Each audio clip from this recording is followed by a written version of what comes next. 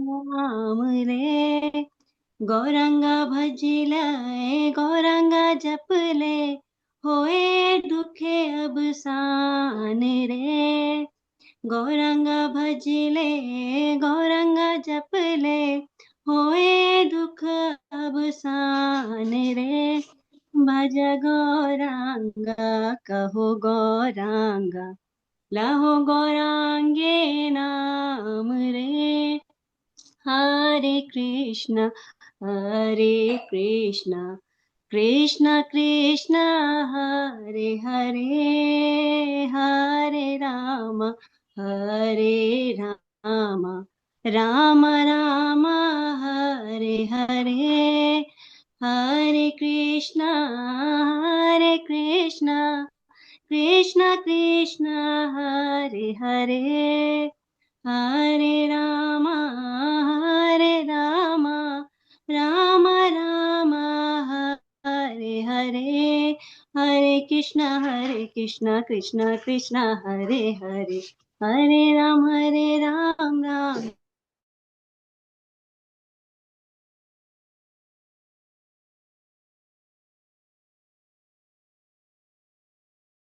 हरे हरे। जय राधा दामोदर राधा दामोदर, राधा दामोदर श्री राधे। जय जगन्नाथ जय बलदेवा, सुभद्रा जय सुदर्शना, जय गौरनिताय गौरनिताय, जय गौरानी जय प्रभुपाद जय जय प्रभुपाद। हरे कृष्ण माता जी। हरे कृष्णा माता जी, बहुत सुंदर माता जी, बहुत सुंदर भजन गाया आपने। हरे कृष्णा, बहुत सुंदर। अभी हरे समय कृष्णा है। माता जी, सादर प्रणाम। हरे कृष्णा माता जी, माता हरे कृष्णा। माता जी, आज मंदिर में थोड़ा सेवा है माता जी। मैं आपको मैसेज भी नहीं दे पाई माता जी, तो मैं हो सकता है माता जी लीव कर सकती हूँ। हाँ हाँ, कोई बात नहीं बताइए। पाँच।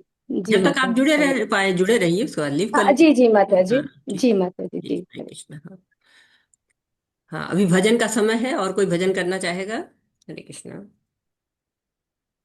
हरे कृष्ण माता जी, मैं करता हूँ। हाँ बिल्कुल, करिए प्रभु जी। हरे कृष्णा। शिला प्रभुपाद की जय। ये भजन है चारू स्वामी, भक्ति चारू स्वामी महाराज का।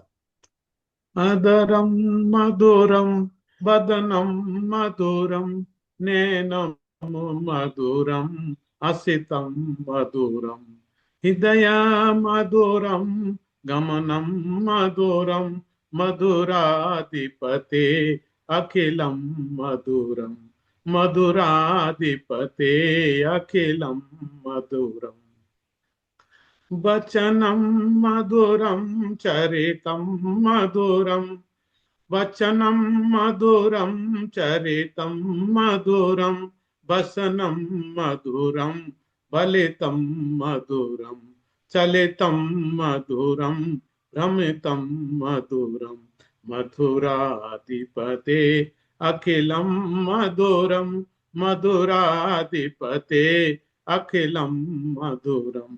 वेणु मधुरं रेणु मधुरं, पाणी मधुरं वाणी मधुरं, नित्यं मधुरं साख्यं मधुरं, मधुराधिपते अखिलं मधुरं, मधुराधिपते मधुरम्।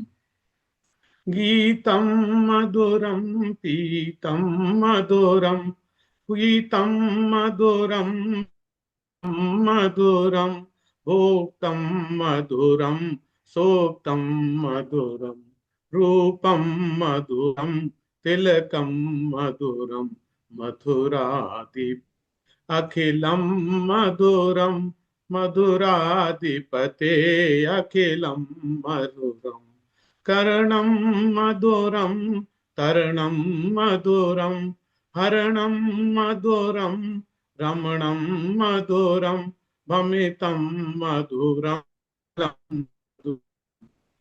मधुराधिपते अखिलं मधुरम्।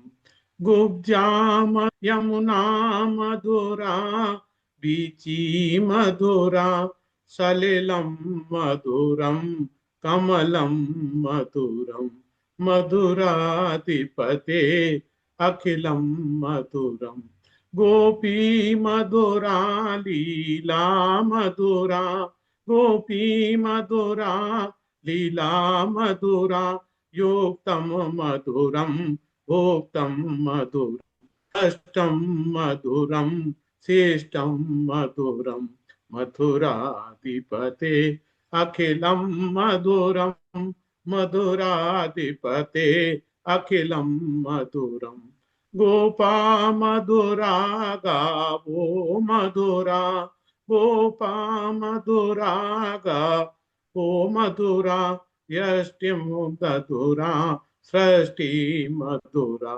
दलितं मरुदं फलितं मधुरं मथुराधिपते अखिलं मधुरं मधुराधिपते अखिलं मधुरम। हरे कृष्णा। माता जी, मैंने प्रयास किया। हरे कृष्णा। बहुत सुंदर प्रभु जी, बहुत सुंदर आपका जो है वो भजन, बहुत सुंदर। अभी और भी समय है, अभी और कोई भी करना चाहे तो कर सकता है। एक भजन और कोई करेगा? हरे कृष्णा।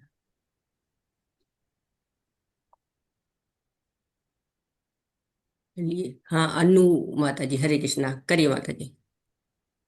हरे कृष्ण माता जी। हरे कृष्णा जी, माता करिए। जय राधा माधव कुंज बिहार जय गोपी जन वल्लभ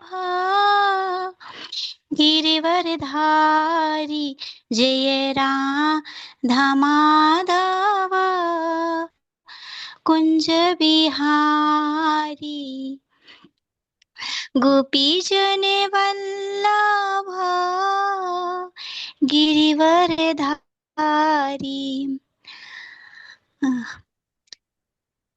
आगे भूल गई माता जी। फिर से गाइए, इसी को तो फिर आज याद आ जाएगा। यशोदानंदन ब्रज जन रंजन। यशोदानंदन ब्रज जन रंजन यशोदानंदन ब्रज जन रंजन यमुना तीर वनचारी जय राधा माधव कुंज बिहारी जय राधा माधव कुंज बिहारी। हरे कृष्णा कृष्णा कृष्णा हरे हरे हरे रामा राम राम हरे हरे हरे कृष्णा कृष्णा कृष्णा हरे हरे हरे राम राम राम हरे हरे हरे कृष्णा। सभी को दंडवत प्रणाम। हरे कृष्णा माता जी, बहुत सुंदर माता जी, हरे कृष्णा। तो शुरू करते हैं, समय भी होने वाला है। और आज का अध्याय, चौथा अध्याय शुरू करेंगे। और उस अध्याय को करने के पहले सबसे पहले हम मंगलाचरण करेंगे।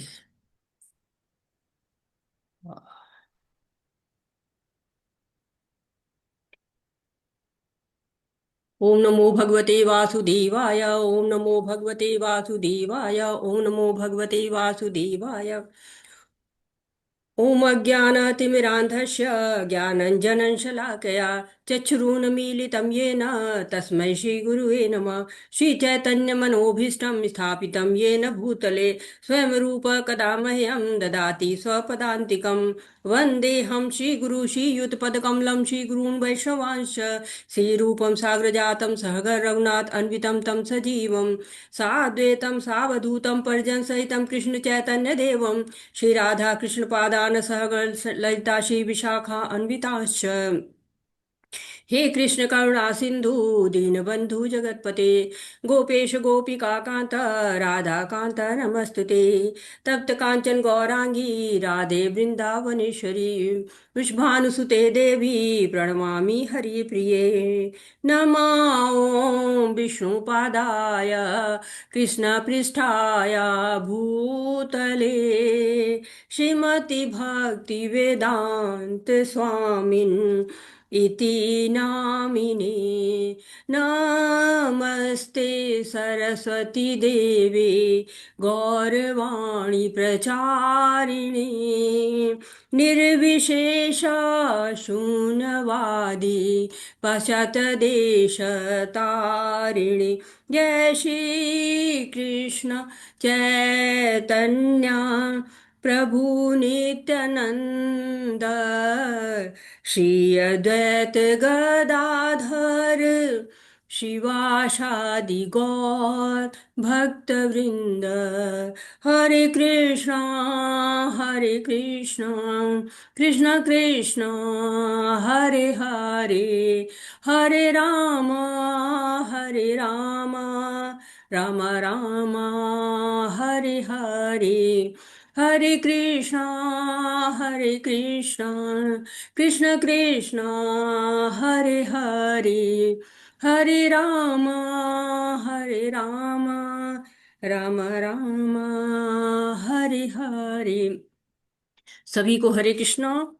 और आज का अध्याय शुरू करने के पहले सबसे पहले हम याद करते हैं अपने आध्यात्मिक गुरु श्रीला प्रभुपाद जी को, और साथ ही साथ इस जो ऑनलाइन पाठ्यक्रम के जनक नमो निष्ठा दास प्रभु जी को, और सभी आचार्यों को, सभी शिक्षा गुरुओं को, सभी दीक्षा गुरुओं को, सबको नमन करते हैं और आप सभी भक्तों का स्वागत करते हैं और हरे कृष्णा पांचांग प्रणाम।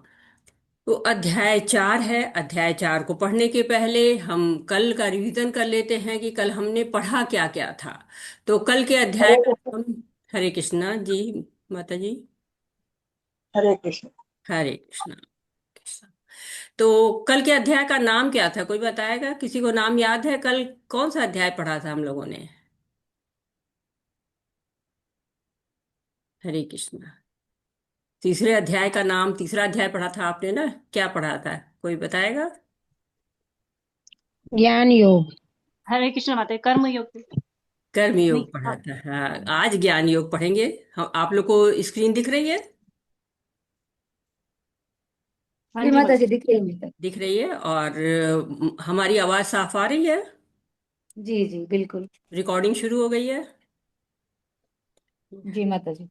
ठीक है, तो शुरू करते हैं। आज हम लोग कर्म योग कल हम लोगों ने पढ़ा था, तो उसके बारे में हम जान लेते कि कल हमने कर्म योग में क्या क्या पढ़ा था। तो अर्जुन पूछते हैं कि अगर आप बुद्धि को कर्म से श्रेष्ठ समझते हैं तो आप मुझको क्यों इस युद्ध की तरफ भेज रहे हैं? भाई मैं वो आपने तो ऐसी बात कह दी है, कई उपदेश दे दिए, मेरी बुद्धि तो मोह में पड़ गई है। बताइए मेरे लिए क्या अच्छा है, मैं क्या करूं?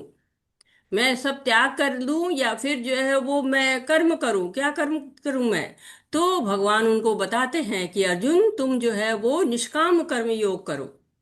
दो तरह के लोग होते हैं, कुछ लोग ज्ञान योग की तरफ जाते हैं और कुछ लोग भक्ति योग करते हैं। तो तुम अनग हो, तुम जो है वो निष्पाप हो तुम।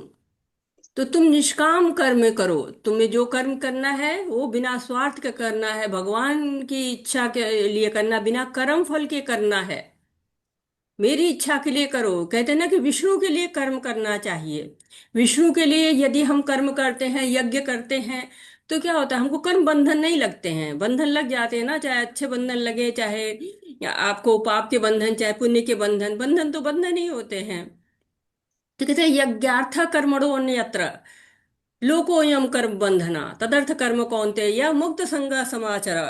भगवान के लिए यज्ञ करो, विष्णु के लिए यज्ञ करो, तो क्या होगा, तुम कर्म बंधन में नहीं पड़ोगे। तदर्थ कर्म कौन्तेय, मेरी प्रसन्नता के लिए कर्म करो, नियत कर्म करो, तो क्या होगा, तुम बंधन में नहीं फंसोगे। और फिर भगवान उनको कर्म कांड से लेकर कर्म योग तक की यात्रा कराते हैं। तो कर्म कांड से क्या मतलब है? कर्म कांड किसको कहते हैं? हरे कृष्णा। कर्म कांड क्या है? जो हरे कृष्ण माता, जो पूजा पाठ करी जाती है या कोई जैसे ये यज्ञ वगैरह करना, इनको कर्म कांड कहते हैं।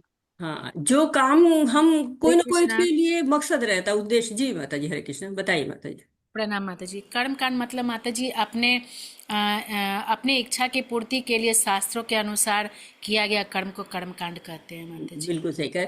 तो कर्म कांड यानी कि हम शास्त्रों के अनुसार तो कर रहे हैं, लेकिन कर्म कैसे हैं, वो अपने स्वार्थ के लिए कार्य कर रहे हैं, हमारा उसमें स्वार्थ भी है। तो हर व्यक्ति को कर्म करना पड़ता है, बताया गया है ना, कर्म करेंगे तो उसमें बंध जाएंगे। तो बंध जाएंगे, और बंधना तो कोई नहीं चाहता, सब लोग मुक्ति चाहते हैं। तो चौथा अध्याय हमको बताता है ये कि दिव्य ज्ञान में हम कर्म करेंगे तो हमें मुक्ति मिल जाएगी। जब हमें ज्ञान हो जाएगा ना, तब उसके अनुसार जब कर्म करेंगे तो हमें मुक्ति मिल जाएगी। लेकिन तीसरे अध्याय में कहा गया है कि आप क्या करिए, कि यज्ञ करिए, विष्णु के लिए यज्ञ करिए। और यज्ञ जब आप करेंगे विष्णु के लिए तो देवता प्रसन्न हो जाएंगे, देवता प्रसन्न हो जाएंगे तो आपकी सारी जरूरतों को पूरा करेंगे। और अगर आप देवताओं को अर्पित नहीं करते हैं और स्वयं सारा भोग कर लेते हैं तो क्या कहते हैं, आप चोर हैं।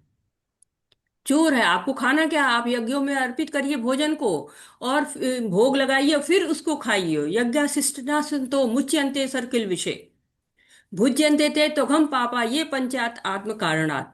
तो इंद्रिय सुख के लिए भोजन करेंगे तो वो पाप हो जाएगा। फिर हमने यज्ञ का चक्र भी जाना था कि अन्न सबको जरूरत होती है, जो भी प्राणी होता है उसको अन्न चाहिए, बिना अन्न के नहीं जीवित रह सकता है। अन्न आएगा कैसे, वर्षा होगी तो ना। किसान वर्षा पे देखिए देखता रहता है कब वर्षा होगी। जब वर्षा होती है उससे ही अन्न उपजता है, नहीं होता है तो सूखा पड़ जाता है। तो वर्षा कैसे होगी, यज्ञ संपन्न करने से होगी। आज भी आप जो है गांव में किसान लोग तरह तरह के पूजा पाठ करते हैं जब वर्षा नहीं होती है तो। और यज्ञ कैसे करेंगे, नियत कर्मों से करेंगे। नियत कर्म कहाँ से पता चलेंगे, वेदों में लिखे हुए हैं। वेद कहाँ से मिलेंगे हमको, भगवान से मिलेंगे। तो इस तरह से एक चक्र चलता है। हरे कृष्णा, प्लीज अपने अपने माइक बंद कर लें। अगर आप अगर आप नहीं बोल रहे हैं तो प्लीज माइक को बंद रखें, क्योंकि हमारी आवाज भी आपके तक पहुंचेगी, फिर वो पलट के मेरे पास आएगी तो बहुत शोर होता है। तो माइक जब तक जरूरत ना हो बंद रखें। और कहते हैं कि यज्ञ के बिना तो जीवन आपका है ही नहीं है, पापी जीवन है आपका। जीवन जो है वो शुद्ध जीवन है ही नहीं है। इसलिए आपको काम करना है, कर्म करना है, आपको रोल मॉडल बनना है। लोग आपको देख के कर्म करें आपको, क्योंकि जो लोग बड़े लोग जो कार्य करते हैं ना, जो हम सामान्य लोग उसी का अनुसरण करते हैं। जो काम अधिकारी करेगा, अधिकारी जो है वो आलस्य में रहेगा, टाइम से नहीं आएगा, तो उसके नीचे वाले कर्मचारी भी टाइम से नहीं आएंगे, वो भी देर से आएंगे। वो अगर घूस लेगा तो वो भी घूस लेना शुरू कर देंगे। तो महापुरुषों को अच्छा आचरण करना चाहिए। महापुरुष में माता पिता भी आते हैं, गुरु भी आते हैं, अधिकारी भी आते हैं। तो इन लोगों को अच्छा आचरण करना चाहिए ना, ताकि सब लोग, माता पिता का बच्चे अनुसरण करते हैं, गुरु का शिष्य अनुसरण करते हैं, अधिकारी का नीचे के लोग अनुसरण करते हैं।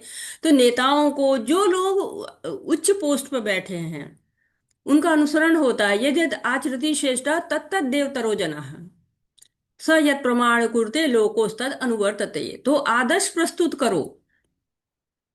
तो कहते कि तुम्ही को नहीं मैं कह रहा हूं कि तुम आदर्श प्रस्तुत करो, मैं भी तो करता हूं, मैं भी सारे कर्म करता हूं, मैं नियत कर्म करता हूं। तो नियत कर्म क्या है, वेदों में लिखे हुए हैं। किसने लिखे, भगवान ने लिखे हैं। भगवान उनके अधीन नहीं है लेकिन तब भी करते हैं। क्यों, क्योंकि सारे लोग उनको फॉलो करेंगे, सब लोग उनके अनुसार ही काम करेंगे। कहेंगे ना कृष्ण ने ये किया हम भी करेंगे।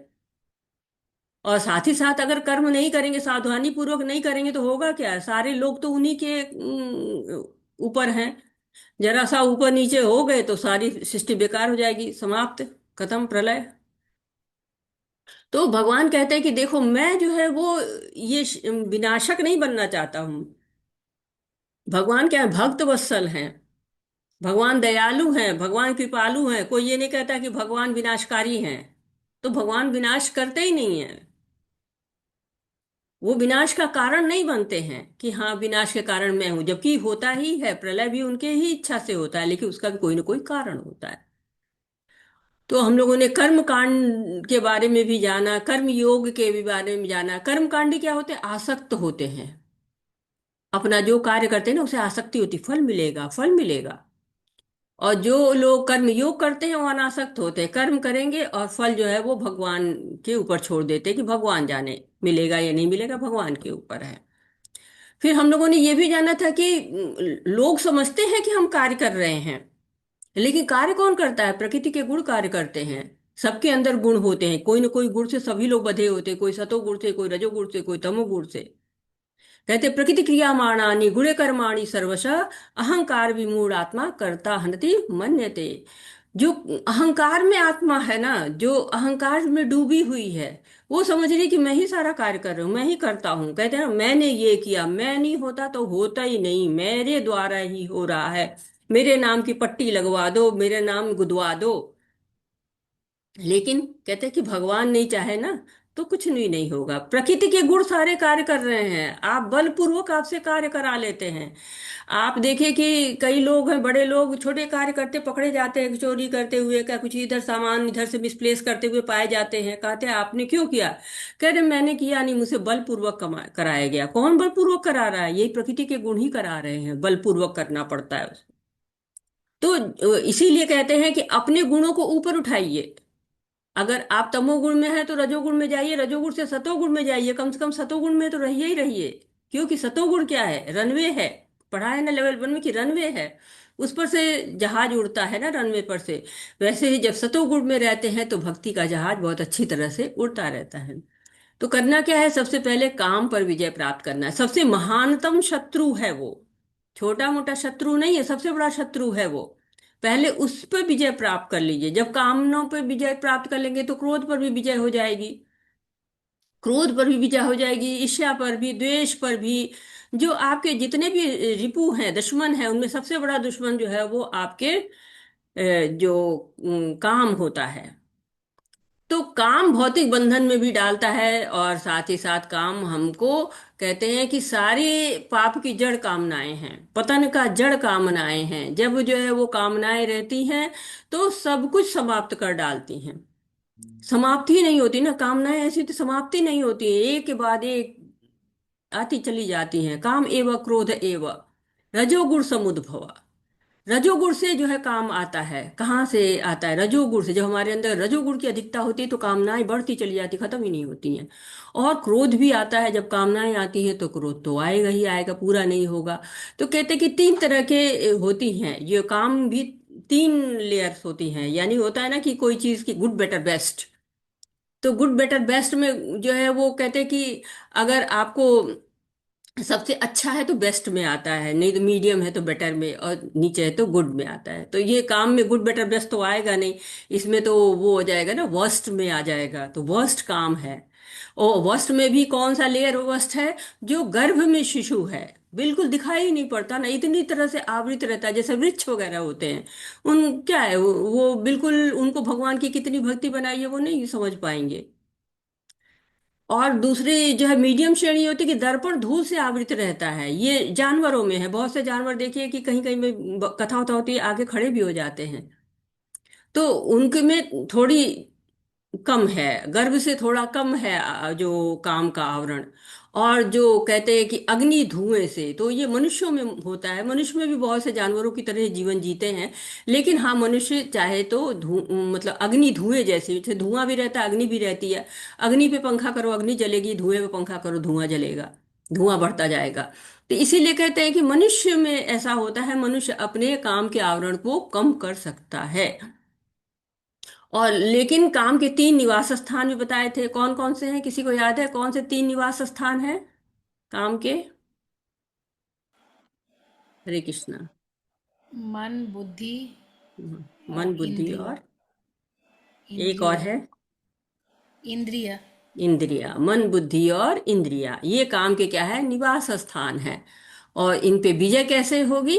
भक्ति के द्वारा। अपने जितनी भी जो है इंद्रिय विषय हैं, और या इंद्रियां उनके पीछे भाग रही हैं, उधर न ले जाके भगवान की तरफ लगा दें, तो फिर आपको सफलता मिल जाएगी, विजय प्राप्त हो जाएगा। इंद्रियों पे नियंत्रण करना है, सबसे बड़ा काम यही है, इंद्रियों पे नियंत्रण करना। क्यों? क्योंकि कहते हैं इंद्रियां जड़ पदार्थ की अपेक्षा जो है वो श्रेष्ठ होती हैं। जड़ पदार्थ क्या होते हैं? जो इंद्रिय विषय होते हैं। आपकी आंखें क्या देखती हैं? जड़ पदार्थ क्या देखती है? सुंदरता देखती हैं। ऐसे ही जीव क्या देखती है? स्वाद देखती है। अब उनमें चेतन नहीं होता है ना, वो तो आप जो भोग खा रहे हैं उसमें चेतन तो नहीं है ना। तो ये इंद्रियां जड़ पदार्थ उससे श्रेष्ठ हैं। क्यों? क्योंकि जड़ पदार्थ की ओर जो है वो अपना जड़ पदार्थ कुछ नहीं कर सकता। इंद्रियां ही चाहे तो उस तरह की तरफ जा सकती हैं, जड़ पदार्थ नहीं आपके पास उड़ के आ जाएगा। और इंद्रियों से बढ़कर श्रेष्ठ जो है मन होता है। मन क्यों श्रेष्ठ होता है? इंद्रियों की लगाम खींच सकता है, नहीं नहीं करना है, उधर मत जाओ, इधर चलो, मन कह सकता है। बुद्धि क्या करती है? बुद्धि बता सकती है, मन से श्रेष्ठ बुद्धि होती है। क्यों? बुद्धि बता सकती है कि ये करो ये नहीं करो, डिफरेंशिएट कर सकती है, अच्छे बुरे को डिफरेंशिएट करने का मद्दा उसमें होता है, गुण होता है उसके अंतर्गत। और उससे भी ये उच्च आत्मा होती है। तो आत्मा सबसे बढ़कर होती है, और आत्मा को जो परमात्मा से मिला दिया जाता है तो वो सही ढंग से कार्य होता है, सारे कार्य जो है वो सुचारू गति से होते हैं, भगवत धाम तक पहुंचा सकते हैं। वो पतन की तरफ नहीं बढ़ाएंगे, कामनाएं बढ़ेंगी तो पतन की तरफ बढ़ेंगे। आज का जो अध्याय है वो दिव्य ज्ञान के बारे में बताता है। दिव्य ज्ञान है कि दिव्य ज्ञान आया कहाँ से। पहले तो हम यही जानेंगे दिव्य ज्ञान आया कहाँ से, फिर उस दिव्य ज्ञान में हम ये भी जानेंगे कि भगवान का पहले से जो चौथे श्लोक तक हम दिव्य ज्ञान के बारे में जानते हैं, पांचवें से जो 10वें तक के श्लोक हैं वो भगवान के बारे में बताते हैं कि भगवान का कैसे क्या स्वभाव होता है, भगवान क्यों आए हैं इस धराधाम पर। और 11वें से 15वें तक के श्लोक बताते हैं कि कृष्ण ही जो है वो सारे मार्गों के जो है वो जितने भी मार्ग हैं सबका उद्देश्य क्या है? कृष्ण को प्राप्त करना उद्देश्य है। और 16 से 24 तक के श्लोक बताते हैं कि ज्ञान के स्तर पे हम कर्म को जाने, कर्म को समझें। और 25 से लेकर 33 तक के श्लोक हमें बताते हैं कि यज्ञ के द्वारा ज्ञान की प्राप्ति होती है। और 34 से 42 तक के श्लोक बताते हैं कि ज्ञान प्राप्ति की हमें पद्धति क्या होती है, परिणाम क्या होता है, और उसकी महिमा क्या होती है। तो ये पूरा ही आज का अध्याय ज्ञान की तरफ हमको लेके जा रहा है। और कहते हैं ना कि ज्ञान जब होता है तब जीवन में व्यक्ति आगे ही बढ़ता जाता है। तीसरे अध्याय का जो आखिरी श्लोक है ना, वो कहता है कि शरीर में इंद्रियां ना हो तो वो किसी काम का ही नहीं है। तो सही बात है, अगर शरीर में इंद्रियां ना हो तो क्या हो जाएगा? शरीर तो पत्थर की तरह, बोझ की तरह से हो जाएगा। हाथ नहीं होंगे तो काम कैसे करेंगे, पैर नहीं होंगे तो चलेंगे कैसे, आंखें नहीं होंगी तो देखेंगे कैसे। इंद्रियां हैं तभी तो ये शरीर कार्य कर रहा है, नहीं तो क्या है, पत्थर की शिला की तरह से हो जाएगा शरीर। लेकिन जब यही इंद्रियां ना भौतिकता में हो तो बंधन का कारण, और कृष्णा भावनामृत में हो तो भगवान का कारण, भगवान को जो है वो प्राप्त कर ले। इतनी भी उनमें ताकत होती है कि वो आपको बंधन की तरफ भी ले जा सकती हैं, भगवान की तरफ भी ले जा सकती हैं। तो हमको जब अगर आध्यात्मिक ज्ञान मिल जाए, ज्ञान अगर हमें प्रॉपर मिल जाए, तो हम अपनी कामनाओं को मोड़ देंगे। तो ये अध्याय हमको यही बताएगा कि आध्यात्मिक ज्ञान होता क्या है, प्राप्त कैसे करेंगे। तो इस काम रूपी जो शत्रु है उसको जीतने का तरीका तो बता दिया कि जीत लेंगे, लेकिन उसके बाद क्या करेंगे? उसके बाद भी तो कुछ करना है ना। जीत गए तो अब क्या करें? तो अब हमको क्या करना है? एसोसिएशन करना है। ए फॉर एसोसिएशन, साधु संगा करना है, भक्तों का संग करना है। दूसरा बी फॉर बुक्स, बुक्स हमको चाहिए। बुक से क्या होता है? हम पढ़ते हैं, शास्त्रों को पढ़ते हैं, हमारी बुद्धि खुलती है। भगवत गीता पढ़ेंगे, भागवतम पढ़ेंगे तो हमारे क्या होगा? विजडम आएगी, बुद्धि आएगी। और सी फॉर चैंटिंग, हरे कृष्ण महामंत्र का जप करेंगे। और डी फॉर डाइट, कृष्णा प्रसादम खाएंगे, कृष्ण का जो प्रसाद है उच्छिष्ट खाना है हमको।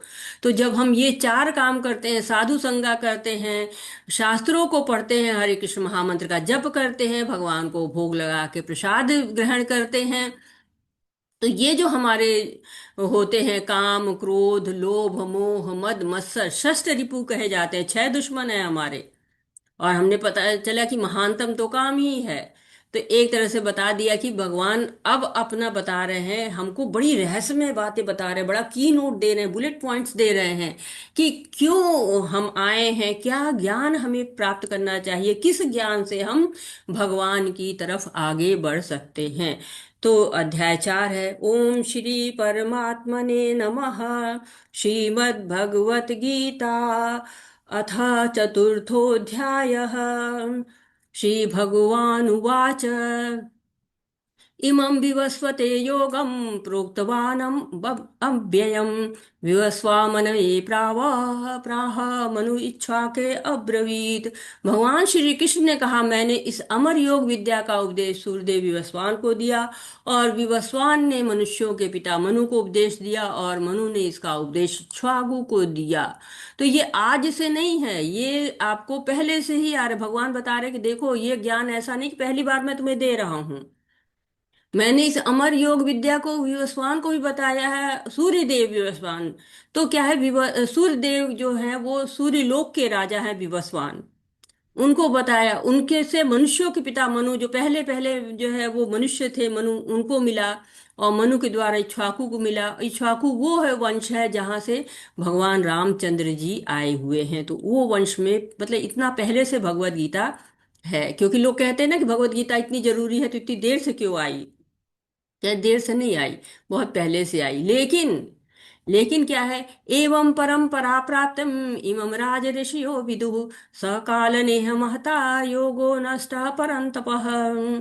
इस प्रकार यह परम विज्ञान गुरु परंपरा द्वारा प्राप्त किया गया और राज ऋषियों ने इसी विधि से इसे समझा, किंतु काल क्रम में यह परंपरा छिन्न हो गई, अतः यह विज्ञान यथारूप में लिप्त हो गया लगता है। तो ये परंपरा ऐसी नहीं कि पहले नहीं थी। हुआ क्या, एवं परंपरा एवं राज ऋषियों ने विदु, पहले भी थी, राजाओं के पास थी ये परंपरा। लेकिन क्या हुआ, सकाल नेह महता, काल के कारण, जो काल क्रम होता है ना, समय बड़ा बलवान होता है। कहते हैं ना समय इतना है बलवान होता है कि एक न एक दिन सब नष्ट हो जाता है। सब कुछ भौतिक जगत में आज जो भी है कल नहीं रहेगा। तो काल भी क्या है, भगवान की शक्ति है। भगवान जो है बता रहे हैं कि ये जो विधि है परंपरा से सीखो, एवं परंपरा प्राप्ति। तो भगवान कह रहे परंपरा से सीखना चाहिए, क्योंकि काल की शक्ति तो ज्ञान जो नष्ट हो गया है, लेकिन परंपरा के द्वारा राजर्षियों को प्राप्त हुआ था। राज ऋषि कौन थे, राजा भी थे ऋषि भी थे। जैसे परीक्षित महाराज हैं, राजा जनक हैं, राजा इक्ष्वाकु हैं, ये लोग राजा भी थे भक्त भी थे। क्यों इनको दिया गया, राजा को क्यों ज्ञान दिया गया, आध्यात्मिक ज्ञान है। कोई बताना चाहेगा राजाओं को क्यों ये ज्ञान दिया गया, उनको क्या आवश्यकता थी इस ज्ञान की। हरे कृष्णा, कोई बताएगा। हरे कृष्ण हरे माता जी। कृष्णा। हरे कृष्णा जी। राजाओं को इसलिए दिया गया था कि राजा लोगों मतलब ऋषियों से वो मतलब राय लेते थे और उनके हिसाब से प्रजा का संचालन करते थे। जी राजा मतलब उनसे राय लेते थे। जी प्रभु जी, बहुत सही। तो आ, राजा जी, माता जी सुषमा माता जी, हरे कृष्णा जी, बताइए माता। राजाओं को इसलिए दिया गया था क्योंकि राजा जैसा आचरण करते हैं वैसा ही प्रजा आचरण करेगी। हाँ बिल्कुल, बहुत सुंदर। तो राजा जो आचरण करते हैं वैसे ही प्रजा आचरण करती है। तो इसीलिए राजाओं को ज्ञान दिया जाता था। पूरे राज्य का प्रतिनिधित्व करता है ना राजा, कहते हैं यथा राजा तथा प्रजा। अभी हम लोगों ने पढ़ा था यत्यत आचरति श्रेष्ठ तत्त देवतरो जना। जैसा श्रेष्ठ लोग आचरण करेंगे वैसे ही सामान्य लोग आचरण करेंगे। तो एक ये भी कारण था जिसलिए राजाओं को दिया जाता था। और ये बताया जाता कि ये ज्ञान नष्ट नहीं हुआ है, शाश्वत है ज्ञान, नष्ट तो हो ही नहीं सकता है, लुप्त हो गया। लुप्त हो गया तो लोगों ने क्या किया, इसको अपने मनोधर्म से समझाना शुरू कर दिया, जिसको जो सही लगा वही कहना शुरू कर दिया। इसीलिए कहा गया कि पद्म पुराण में कहा गया कि भगवान ने 4 जगह ज्ञान दिया है। 4 प्रामाणिक समुदाय हैं। एक तो ब्रह्म ज्ञान संप्रदाय है, जो ब्रह्म संप्रदाय है, जिसमें हम लोग भी आते हैं। और कहते हैं कि भगवान ने ब्रह्मा को ज्ञान दिया। और ब्रह्म संहिता वगैरह में पढ़िए या भागवतम पढ़िए या इसमें लिखा गया तेने ब्रह्म हृदय आदि कवये, मैंने जो है उनके हृदय में उस ज्ञान को प्रकाशित किया है, भगवान कहते हैं। तो मुख्य आचार्य इसके माधवाचार्य जी हैं। और श्री लक्ष्मी संप्रदाय है, उसके मुख्य आचार्य रामानुजाचार्य जी हैं। और तीसरा है रुद्र संप्रदाय, जो शिव जी का है, विष्णु स्वामी जी आचार्य हैं उसके। और चतुर कुमार संप्रदाय है, उसको कुमार ब्रह्मा जी के जो पुत्र थे उनका संप्रदाय है, और उसको निम्बकाचार्य जी संभालते हैं। तो इन्हीं चारों संप्रदाय में से किसी एक से भी हम ज्ञान को ले सकते हैं। परंपरा से सुनना चाहिए, क्योंकि परंपरा के लिए आता है ना, संभाल के एक परंपरा से दूसरे परंपरा को हस्तांतरित किया जाता है। जैसे एक पेड़ पर से फल गिरता है, पका फल, तो एक डाली से दूसरे डाली पे गिरेगा, हाथ में आ जाएगा, तो वो फल क्या होगा, गंदा नहीं होगा, साफ सुथरा मीठा फल होगा। स एवायं मया तेद्यं योगः प्रोक्तः पुरातना भक्तोऽसि मे सखा चेति रहस्यम हेतदुत्तमम्। आज मेरे द्वारा वही यह प्राचीन योग यानी परमेश्वर के साथ अपने संबंध का विज्ञान तुमसे कहा जा रहा है, क्योंकि तुम मेरे भक्त तथा मित्र हो। अतः तुम इस विज्ञान के दिव्य रहस्य को समझ सकते हो। तो दिव्य रहस्य को समझने के लिए क्या होना चाहिए? भगवान कह रहे हैं कि देखो, योग का सही अर्थ देखो क्या है, कि आत्मा और परमात्मा के संबंध का विज्ञान। भगवान ये ज्ञान विज्ञान क्यों अर्जुन को बता रहे हैं? क्योंकि वो भक्त भी है और मित्र भी है। तो हमको भगवान को जानना है तो क्या बनना पड़ेगा? भगवान का भक्त बनना पड़ेगा। उत्तमम रहस्य दे रहे हैं। ऐसा रहस्य सबसे ऊंचा है, तो उत्तममा सबसे उत्तम दिव्य रहस्य, उत्तम से भी उत्तम, तो बेस्ट से भी बेस्ट कहा जा रहा है ना। तो ये परंपरा से, और एक और भी इसको कहते कि तम मंस होता है अधेरा, अधेरे से भी ऊपर, जो ज्ञान की तरफ ले जाए, अधेरे से ऊपर उठाए, वो उस परंपरा से आया हुआ ये रहस्य, इसको समझना चाहिए। जैसे होता है ना, हर घर के अपने संस्कार होते हैं, और उसको परिवार के लोग में ही बांटा जाता है ना, बाहर के लोग नहीं जानते हैं उसको। उसी तरह से हर परंपरा में जो आता है रहस्य आता है, उस रहस्य उस परिवार के लोग जानते हैं, उसको जानना चाहिए। तो हम जब जान जाते इस रहस्य को, तो भगवान के साथ रस से जुड़ते हैं। 12 रस होते हैं, उसमें से 5 रस प्रमुख होते हैं। कौन कौन से? जो है शांत रस है, ये वात्सल्य रस है, साख्य रस है, वो दास्य रस है, और साथ ही साथ माधुर्य रस है। तो भगवान अखिल मूर्ति रसराज हैं। भक्त उनके साथ रस के साथ जुड़ते हैं। जैसे हनुमान जी दास रस में जुड़ जाते हैं, अर्जुन देखिए सखा के भाव में जुड़ा हुआ है, गोपियाँ माधुर्य रस में जुड़ी रहती हैं, यशोदा नंद हैं, देवकी वासुदेव ये लोग वात्सल्य रस में जुड़े रहते हैं, गाय वगैरह है वो भगवान के साथ वंशी ये शांत रस में जुड़ जाते हैं। तो भगवान के साथ लोग कई रसों में जुड़ते हैं। अपरम भवतो जन्म परम जन्म विवस्वतः कथमेत द्विजानीया त्वामादो प्रोक्तवानिति। अर्जुन ने कहा, सूर्यदेव विवस्वान आपसे पहले हो चुके हैं, ज्येष्ठ हैं, तो फिर मैं कैसे समझूं कि प्रारंभ में भी अपने आपने उन्हें इस विद्या का उपदेश दिया था। कह रहे, अरे आप तो हमारे सामने खड़े हुए हैं और आप कह रहे हैं कि मैंने पहले सूर्यदेव विवस्वान को दिया। तो आप तो मेरे समकालीन है ना, मेरे साथ ही तो पैदा हुए, थोड़ा बहुत आगे पीछे का हिसाब है। कैसे संभव है? हम तो मित्र हैं ना दोनों। तो हमें बताना चाह रहे हैं हम असुरों को, क्योंकि हम नहीं मानते ना, हम तो तुरंत कर देते हैं कैसे भगवान है, हमारे जैसे पैदा हुए, हमारे जैसे मृत्यु प्राप्त हुई, हमारे जैसे खाया पिया, ये तो साधारण पुरुष है। लेकिन हमको बताने के लिए कह रहे हैं। क्यों? क्योंकि भगवान तो के भक्त तो उन्हें जानते ही हैं। भगवान कहते हैं ना, भक्त्या माम भी जानाति, भक्त तो मुझे जानता ही है। भक्त जानते हैं, अर्जुन भक्त है, वो जानते हैं कि भगवान इस धराधाम पे आते हैं, कुछ लौकिक क्रियाएं करते हैं, कुछ अलौकिक क्रियाएं करते हैं। तो भगवान का दिव्य स्वभाव है, अनेक उनके जन्म हो चुके हैं। तो कह रहे कि भगवान और जीव में यही अंतर होता है, कि जीव जो है वो अपने माता पिता को नहीं चुन पाता है, भगवान जो है अपने माता पिता को चुन पाते हैं। परिवार नहीं चुन पाता है, भगवान चुन पाते हैं। मित्र नहीं चुन पाता है, भगवान चुन पाते हैं। तो अब अर्जुन भ्रमित जैसे बात कर रहे हैं, जैसे हम लोग कहते हैं कि नहीं, अपने फ्रेंड से बोलते वैसे ही कह रहे हैं। श्रीभगवानुवाच बहूनि मे व्यतीतानि जन्मानि तव चार्जुन तान्यहं वेद सर्वाणि न त्वं वेत्थ परन्तप। श्री भगवान ने कहा, तुम्हारे और मेरे अनेकानेक जन्म हो चुके हैं, मुझे तो इन सब का स्मरण है, परंतु हे परम तब तुम्हें उनका स्मरण नहीं रह सकता है। ये है जीव का और भगवान का अंतर, कि जो है भगवान, मेरे तो जन्म हुए, मुझे सब याद है। भगवान के जन्म नहीं होते, अवतार होता है उनका। ब्रह्म संहिता में कहा गया, अद्वैतम अच्युतम अनादि अनंत रूपम पुराण पुरुषम नव यौवनाचार्य वैदेशी दुर्लभ दुर्लभम आत्मभक्तो गोविंद आदि पुरुषम तमहम भजामी। भगवान अच्युत हैं, अद्वैत हैं, अनंत रूप है उनके, स्वयं में विस्तार लेते हैं। भगवान को सब याद रहता है, जीव को याद नहीं रहता है। और जीव को कब याद रहता है? जब भगवान याद दिलाते हैं, ऐसे नहीं याद आता है। जब जीव को कहते हैं, जैसे जड़ भरत को याद दिलाया, हिरण के रूप में थे, तब भी उनको याद था पिछला जन्म। किसने याद दिलाया? भगवान ने याद दिलाया। परंतप कह रहे हैं। परंतप कौन होता है? शत्रुओं को मारने वाला परंतप कहलाता है। तो भगवान कह रहे हैं कि तुम जो है, हे परम तप, तुम जो है वो शत्रुओं का जो है वो दमन करने वाले हो, तुम्हें युद्ध लड़ना है। लेकिन तुम जीव के रूप में हो तो तुम्हें सब स्मरण नहीं रहता, मुझे सारा कुछ स्मरण रहता है। अजोपि सन् व्यया आत्मा भूतानामीश्वरोऽपि सन् प्रकृतिं स्वामधिष्ठाय संभवाम्या आत्ममायया। यद्यपि मैं अजन्मा और अविनाशी हूँ, और यद्यपि मैं समस्त जीवों का स्वामी हूँ, तो भी प्रत्येक युग में मैं अपने आदि दिव्य रूप में प्रकट होता हूँ।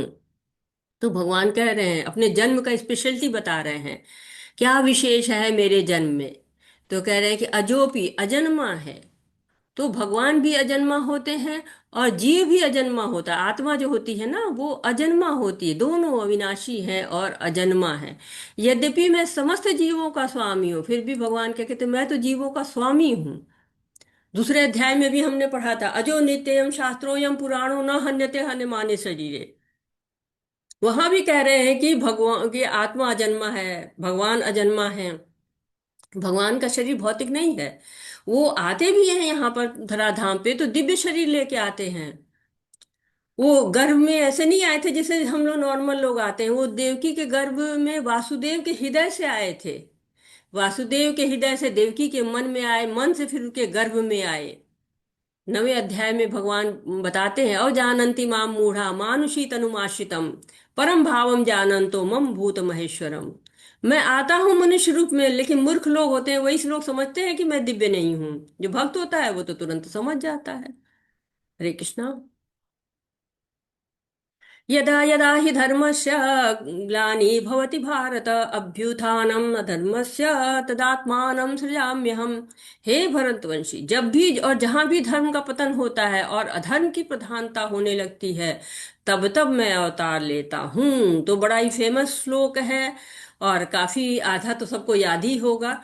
और जैसे ही ये सुनते हैं, वैसे हमको महाभारत सीरियल याद आ जाता है, कैसे आंखों के सामने प्रकट हो जाता है। तो भगवान बता रहे हैं कि कब कब मैं जन्म लेता हूँ, क्या क्या चाहिए, जब मेरे जन्म के लिए क्या क्या चाहिए, जब ऐसा होगा तो मैं जन्म लूंगा। यदा यदा ही धर्मस्य, जब जो है वो धर्म के पतन होने लगता है, अधर्म आने लगता है, अधर्म बढ़ना शुरू हो जाता है। अधर्म कब बढ़ता है, जब भौतिकता की तरफ जाते हैं, भौतिकता में हमारा आकर्षण बढ़ता जाएगा, अधर्म बढ़ता जाएगा। भगवान की तरफ बढ़ते जाएंगे, भगवान में आकर्षण होता जाएगा, धर्म बढ़ता जाएगा। कहते हैं ना, धर्म रूपी बैल के 4 पैर होते हैं।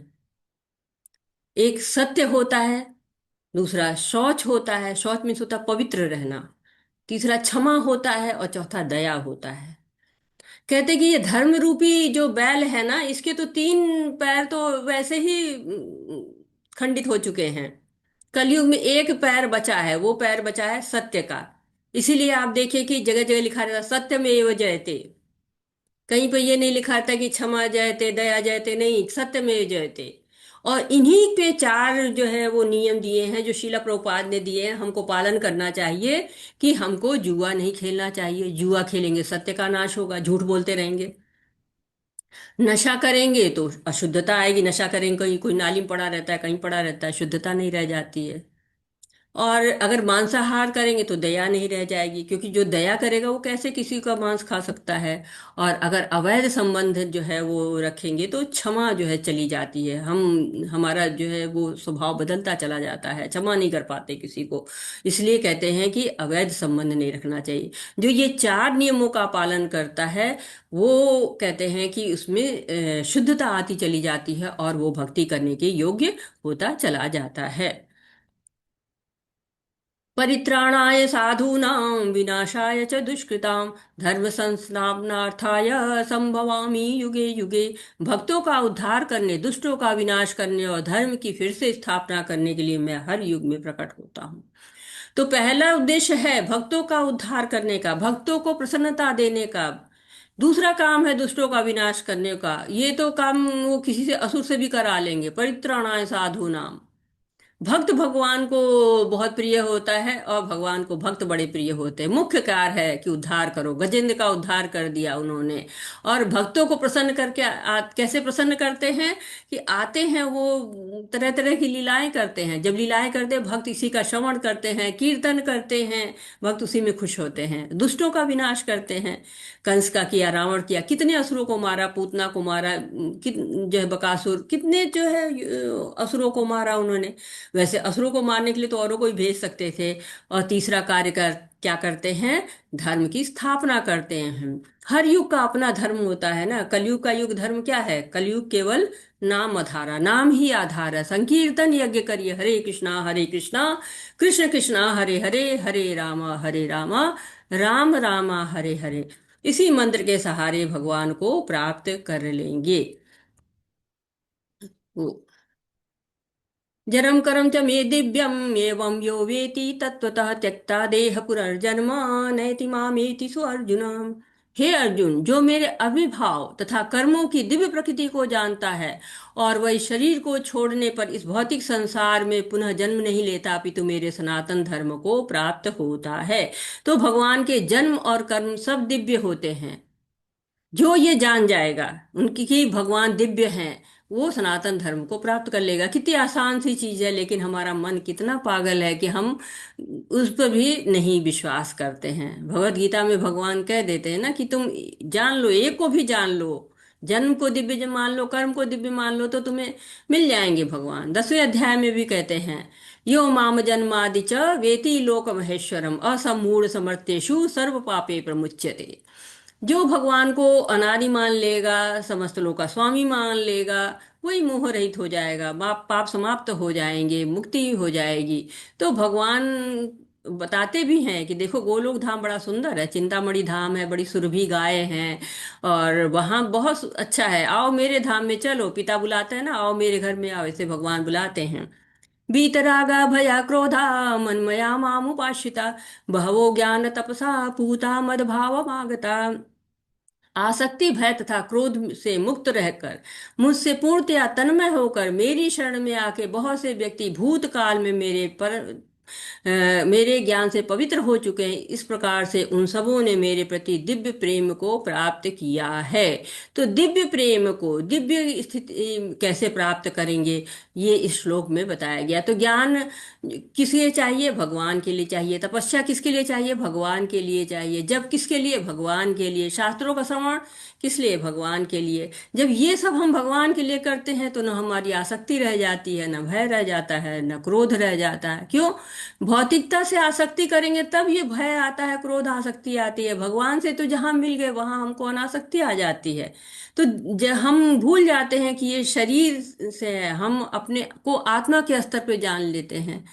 जो आप पढ़ेंगे लेवल 3 में, रूप गोस्वामी जी भक्ति का विज्ञान बताते हैं कि भक्ति के 9 स्तर होते हैं, श्रद्धा से लेके प्रेम तक के।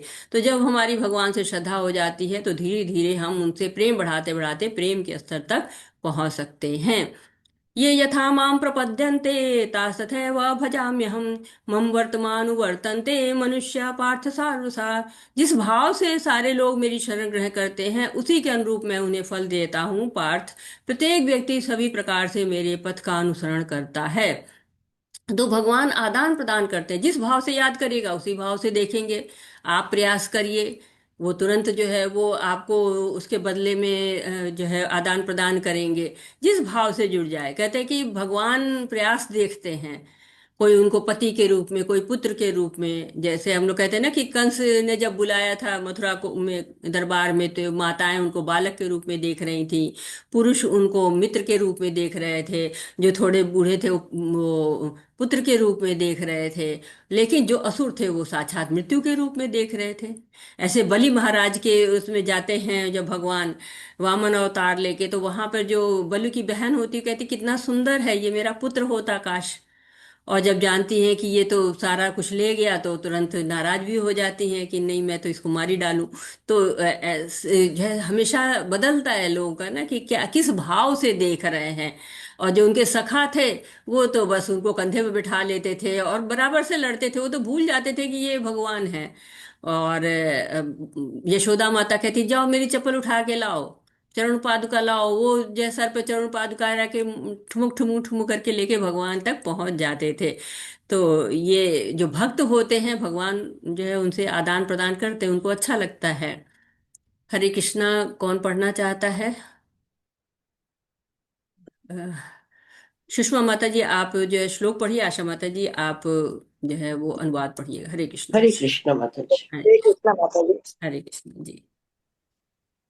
कांक्षतः कर्मणा सिद्धिं यजति हि मानुषे लोके सिद्धिर्भवति कर्मजा। हरे कृष्णा। हरे कृष्ण। इस संसार में मनुष्य काम कर्मों में सिद्धि चाहते हैं, फलस्वरूप वे देवताओं की पूजा करते हैं। निस्संदेह इस संसार में मनुष्यों को काम कर्म करने का फल शीघ्र प्राप्त होता है। हरे कृष्णा जी। हरे कृष्णा। माता जी चले गए हैं। प्रभु जी थोड़ा आप देख लीजिएगा।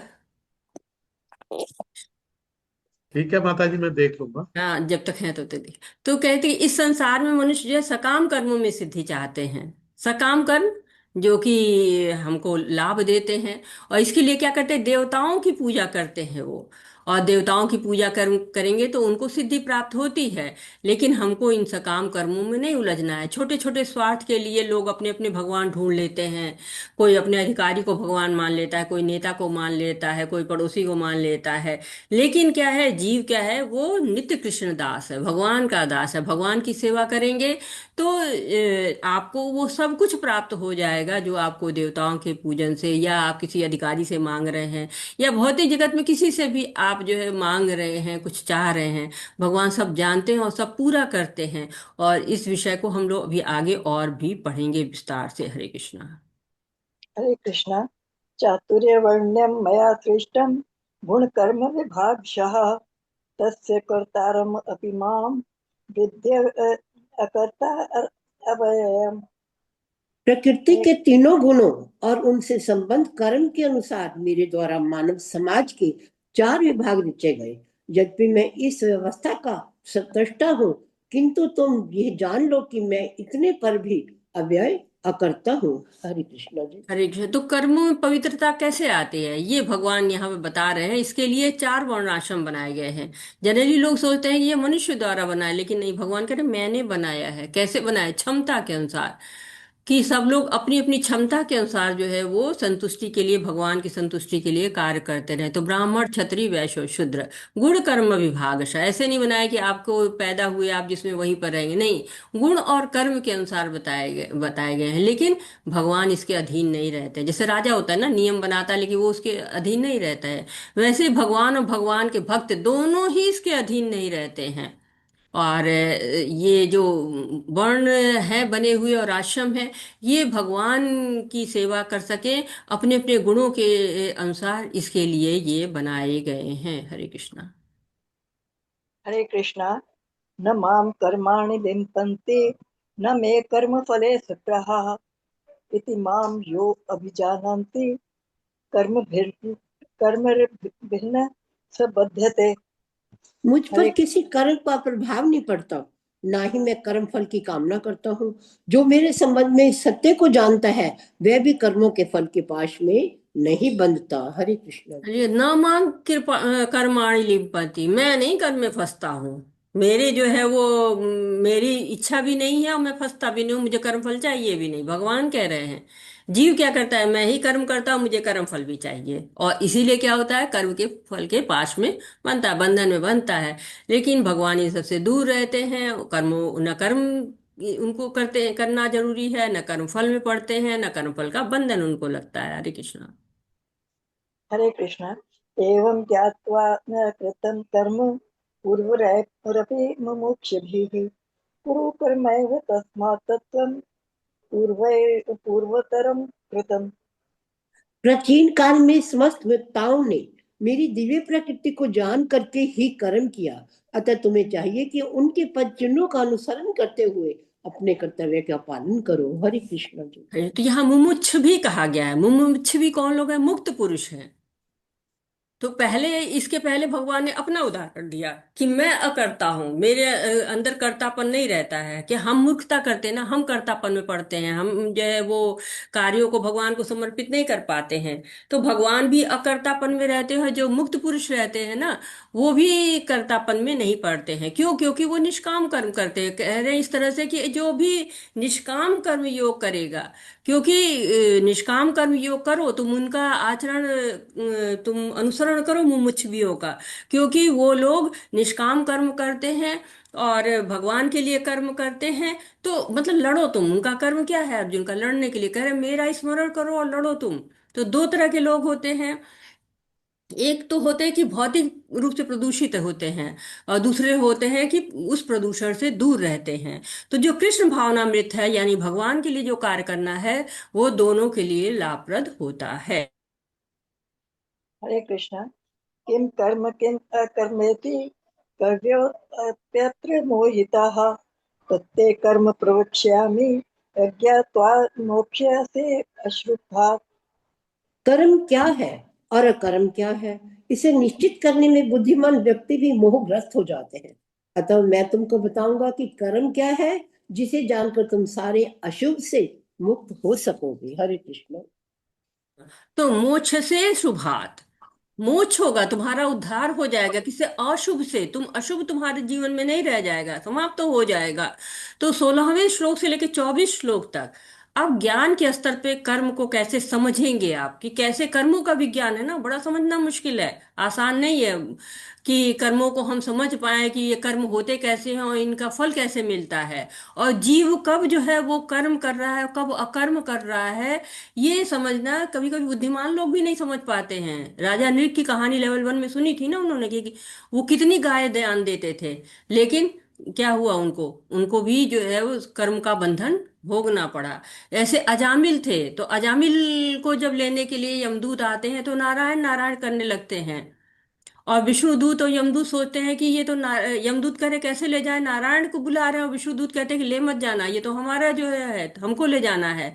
तो ये सब तत्व कौन समझाएगा, गुरु समझाएंगे उनके। गुरु को जब शरण मिलती है ना, तब इन तत्वों को समझ पाते हैं हम, कि कर्म जो है, कर्म कांड कब कर्म कांड है, कब कर्म है, कब अकर्म है, कब सकाम कर्म है, कब निष्काम कर्म है, ये कौन समझाएगा, हमको गुरु समझाएंगे। इसलिए गुरु की शरण लेनी बहुत जरूरी होती है। दूसरे अध्याय में भगवान कह चुके हैं कि बुद्धि योग तो जहाती हो उभय सुकृत दुष्कृते तस्माद् योगाय युजस्व योग कर्मसु कौशलम। कर्म कैसे किया जाए, कर्म का कौशल कैसे होगा, कैसे हम कर्म बंधन से मुक्त होंगे, ये हमें बुद्धि योग से जानना पड़ेगा। गुरु की शरण लेके हम बहुत आसानी से मार्गदर्शन पाके ये जान सकते हैं। हरे कृष्णा।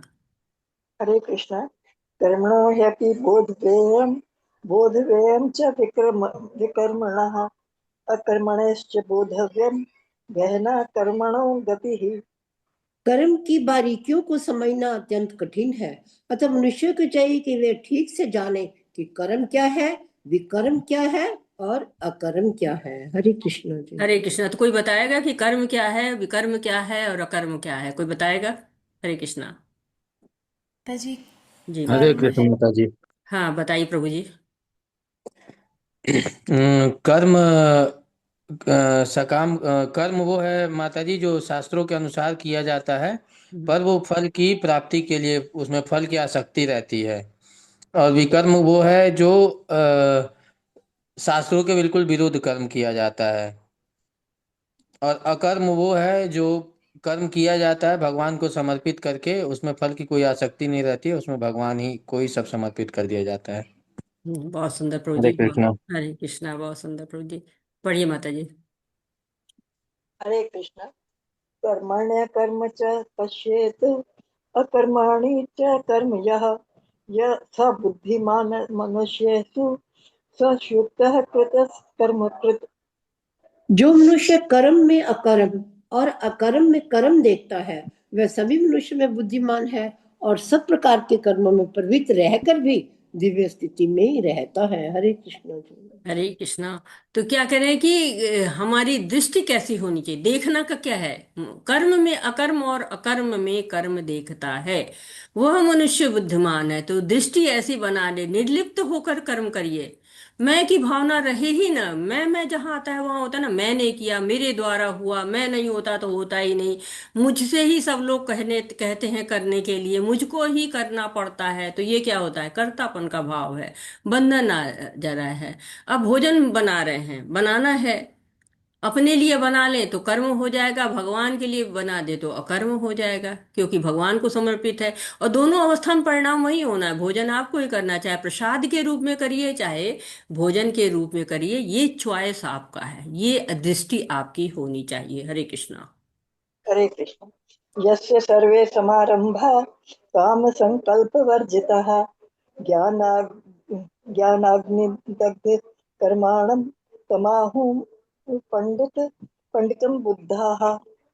जिस व्यक्ति का प्रत्येक प्रयास उद्यम इंद्रिय तृप्ति की कामना से रहित होता है उसे पूर्ण ज्ञानी समझा जाता है। उसे ही साधु पुरुष ऐसे कर्ता कहते हैं जिसने पूर्ण ज्ञान की अग्नि से कर्म फलों को भस्मसात कर दिया है। हरे कृष्ण जी। हरे कृष्णा। तो अब क्या है, 19 से 24 तक के श्लोक आपको दो प्रकार के वैराग्य का वर्णन कर रहे हैं। पहले भी वर्णन हुआ है दो प्रकार के वैराग्य का, अब यहाँ पे थोड़ा सा और स्पष्ट हो जाएगा कि दो प्रकार के वैराग्य कैसे होते हैं। तो यहाँ पे क्या बताया कि जिस व्यक्ति का प्रत्येक प्रयास इंद्रिय तृप्ति की कामना से रहित तो होता है, कामना नहीं है उसके अंतर्गत, कामना रहित है।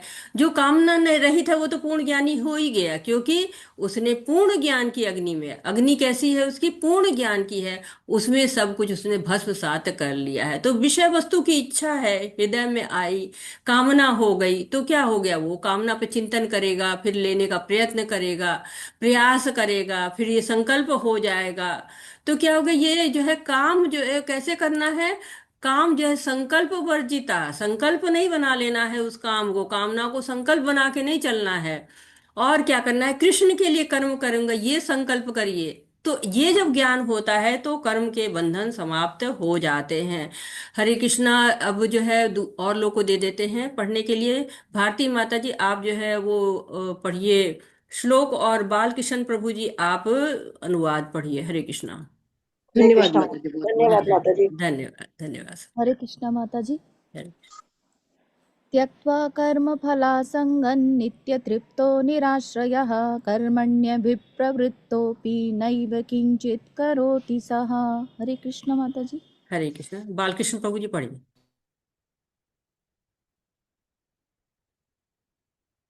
मधु कपूर माता जी आप अनुवाद पढ़िए। रविकांत प्रभु जी आप अनुवाद पढ़िए। मैं पढ़ूं क्या हरे माता कृष्ण जी? माता हाँ जी। पढ़िए रविकांत प्रभु जी, हाँ पढ़िए। अपने कर्म फलों की सारी आसक्ति को त्याग कर सदैव संतुष्ट तथा स्वतंत्र रहकर वह सभी प्रकार के कार्यों में व्यस्त रहकर भी कोई सकाम कर्म नहीं करता। हरे कृष्ण। हरे कृष्णा। तो कोई सकाम कर्म नहीं करता है, यानी स्वार्थ रही नहीं गया ना, स्वार्थ की समाप्ति हो गई, कर्म फल से आसक्ति समाप्त हो गई। तो क्या हो जाता है, वो नित्य तृप्त हो जाता है, तृप्त हो जाता है। उसको जो है वो, क्योंकि भगवान को जब तृप्त करते हैं तो हम स्वयं तृप्त हो जाते हैं। जब आसक्ति समाप्त हो गई तो कोई अतृप्ति रही नहीं गई। सारी अतृप्ति तो तभी होती ना जब हम कर्म फल का संग करते, कर्म फलासंग, कर्म फल की संग कर लेते, आसक्ति कर लेते हैं, तभी हमारे अंदर सारी जो है वो अतृप्ति आ जाती है। तब हम क्या हो जाते हैं, निराश्रय हो जाते हैं, आश्रय नहीं रह जाता है। तो ये एक तरह से कहा जा रहा है कि जो भगवान में आसक्ति लगा लेगा, कर्म फलों की आसक्ति जिसको नहीं रह जाएगी, वो सकाम कर्म नहीं करेगा, उसका सारा काम कैसा हो जाएगा, अकर्म हो जाएगा, सारा कर्म अकर्म या निष्काम कर्म हो जाएगा। हरे कृष्णा। प्लीज अपने माइक बंद कर ले। हरे कृष्णा। जिन लोग नहीं पढ़ रहे हैं प्लीज माइक। निराशीर्यत चित्तात्मा त्यक्तसर्वपरिग्रहः शारीरं केवलं कर्म कुर्वन्नाप्नोति किल्बिषम्। हरे कृष्ण। हरे कृष्णा माता जी, ऐसी सादर प्रणाम। अभी आप इनके बाद पढ़ लीजिएगा, मधु माता जी, रवि प्रभु जी पढ़ रहे हैं, इसके बाद आप जी पढ़िए। माता जी, जी हरे रवि माता कृष्ण जी। प्रभु। माता जी। हरे कृष्ण पढ़िए। ऐसा ज्ञानी पुरुष पूर्ण रूप से संयमित मन तथा बुद्धि से कार्य करता है, अपनी संपत्ति के बारे में स्वामित्व को त्याग देता है और केवल शरीर निर्वाह के लिए कर्म करता है। इस तरह कार्य करता हुआ वह पाप रूपी फलों से प्रभावित नहीं होता है। हरे कृष्ण। हरे कृष्णा। तो ऐसा पुरुष कह रहे हैं ना कि निराश्रिय, फल की आकांक्षा है ही नहीं है उसके अंदर, चित्त आत्मा है, मन तथा बुद्धि उसकी कैसी है, बिल्कुल जो है वो शुद्ध है, त्यक्त सर्व परिग्रह, सारे जितने भी उनकी इच्छाएं हैं सबको उसने त्याग दिया हुआ है, सारे संपत्ति के भाव उसने त्याग दिए हुए हैं। तो एक तरह से सांसारिक आवश्यकता भी नहीं है, चित्त उसका शुद्ध है, मन बुद्धि संयमित है, अपने स्वामित्व का त्याग कर चुका है। ऐसा शरीर कैसे हो जाता है, जैसे कोई यंत्र होता है ना कि जितना चलाओ उतना ही चलेगा, जितनी जरूरत है उतना ही कार्य करेगा, तो बिल्कुल वैसे ही हो जाता है। क्योंकि भगवान से प्रेम है ना, वो भौतिक चीजों में लगता ही नहीं, संसार की चीजों में लगता ही नहीं है, उसकी प्रेम उधर भगवान की तरफ बढ़ता चला जाता है। तो आसक्ति रहित तो हो जाता है ये योगी, मन बुद्धि इंद्रियां सब कैसी हो जाती हैं, वो बिल्कुल शुद्ध होने लगती हैं, पाप रूपी फलों से प्रभावित नहीं होता। जब सकाम कर्म करेगा ही नहीं, सारे कार्य उसके भगवान के लिए होंगे, तो फिर क्या होगा? उससे तो पाप फल लगेंगे ही नहीं। हरे कृष्ण। हरे कृष्ण। यदृच्छालाभसन्तुष्टो द्वन्द्वातीतो विमत्सरः समसिद्धावसिद्धौ च कृत्वापि न निबध्यते। हरे कृष्ण। हरे कृष्ण माता जी। जो स्वतः होने वाले लाभ से संतुष्ट रहता है, जो द्वंद्व से मुक्त है और ईर्ष्या नहीं करता, जो सफलता तथा असफलता दोनों में स्थिर रहता है, वह कर्म करता हुआ भी कभी बंधता नहीं। हरे कृष्ण। हरे कृष्ण। तो पहले बताया कि क्या क्या छोड़ देता है। अब वो पहले यहाँ बताया ना कि उसने कहीं भी जो है वो त्याग देता है अपने शरीर निर्वाह के लिए कर्म करता है, तब त्याग देता है, फल वगैरह कुछ चाहिए नहीं। यहाँ पे क्या करता है वो? ये क्या करता है कि वो सफलता असफलता दोनों में स्थिर रहता है, ईर्ष्या नहीं करता है, संतुष्ट रहता है, द्वंद्व से मुक्त होता है। ये दिन रात सुख दुख ये सब उसको प्रभावित नहीं करते हैं।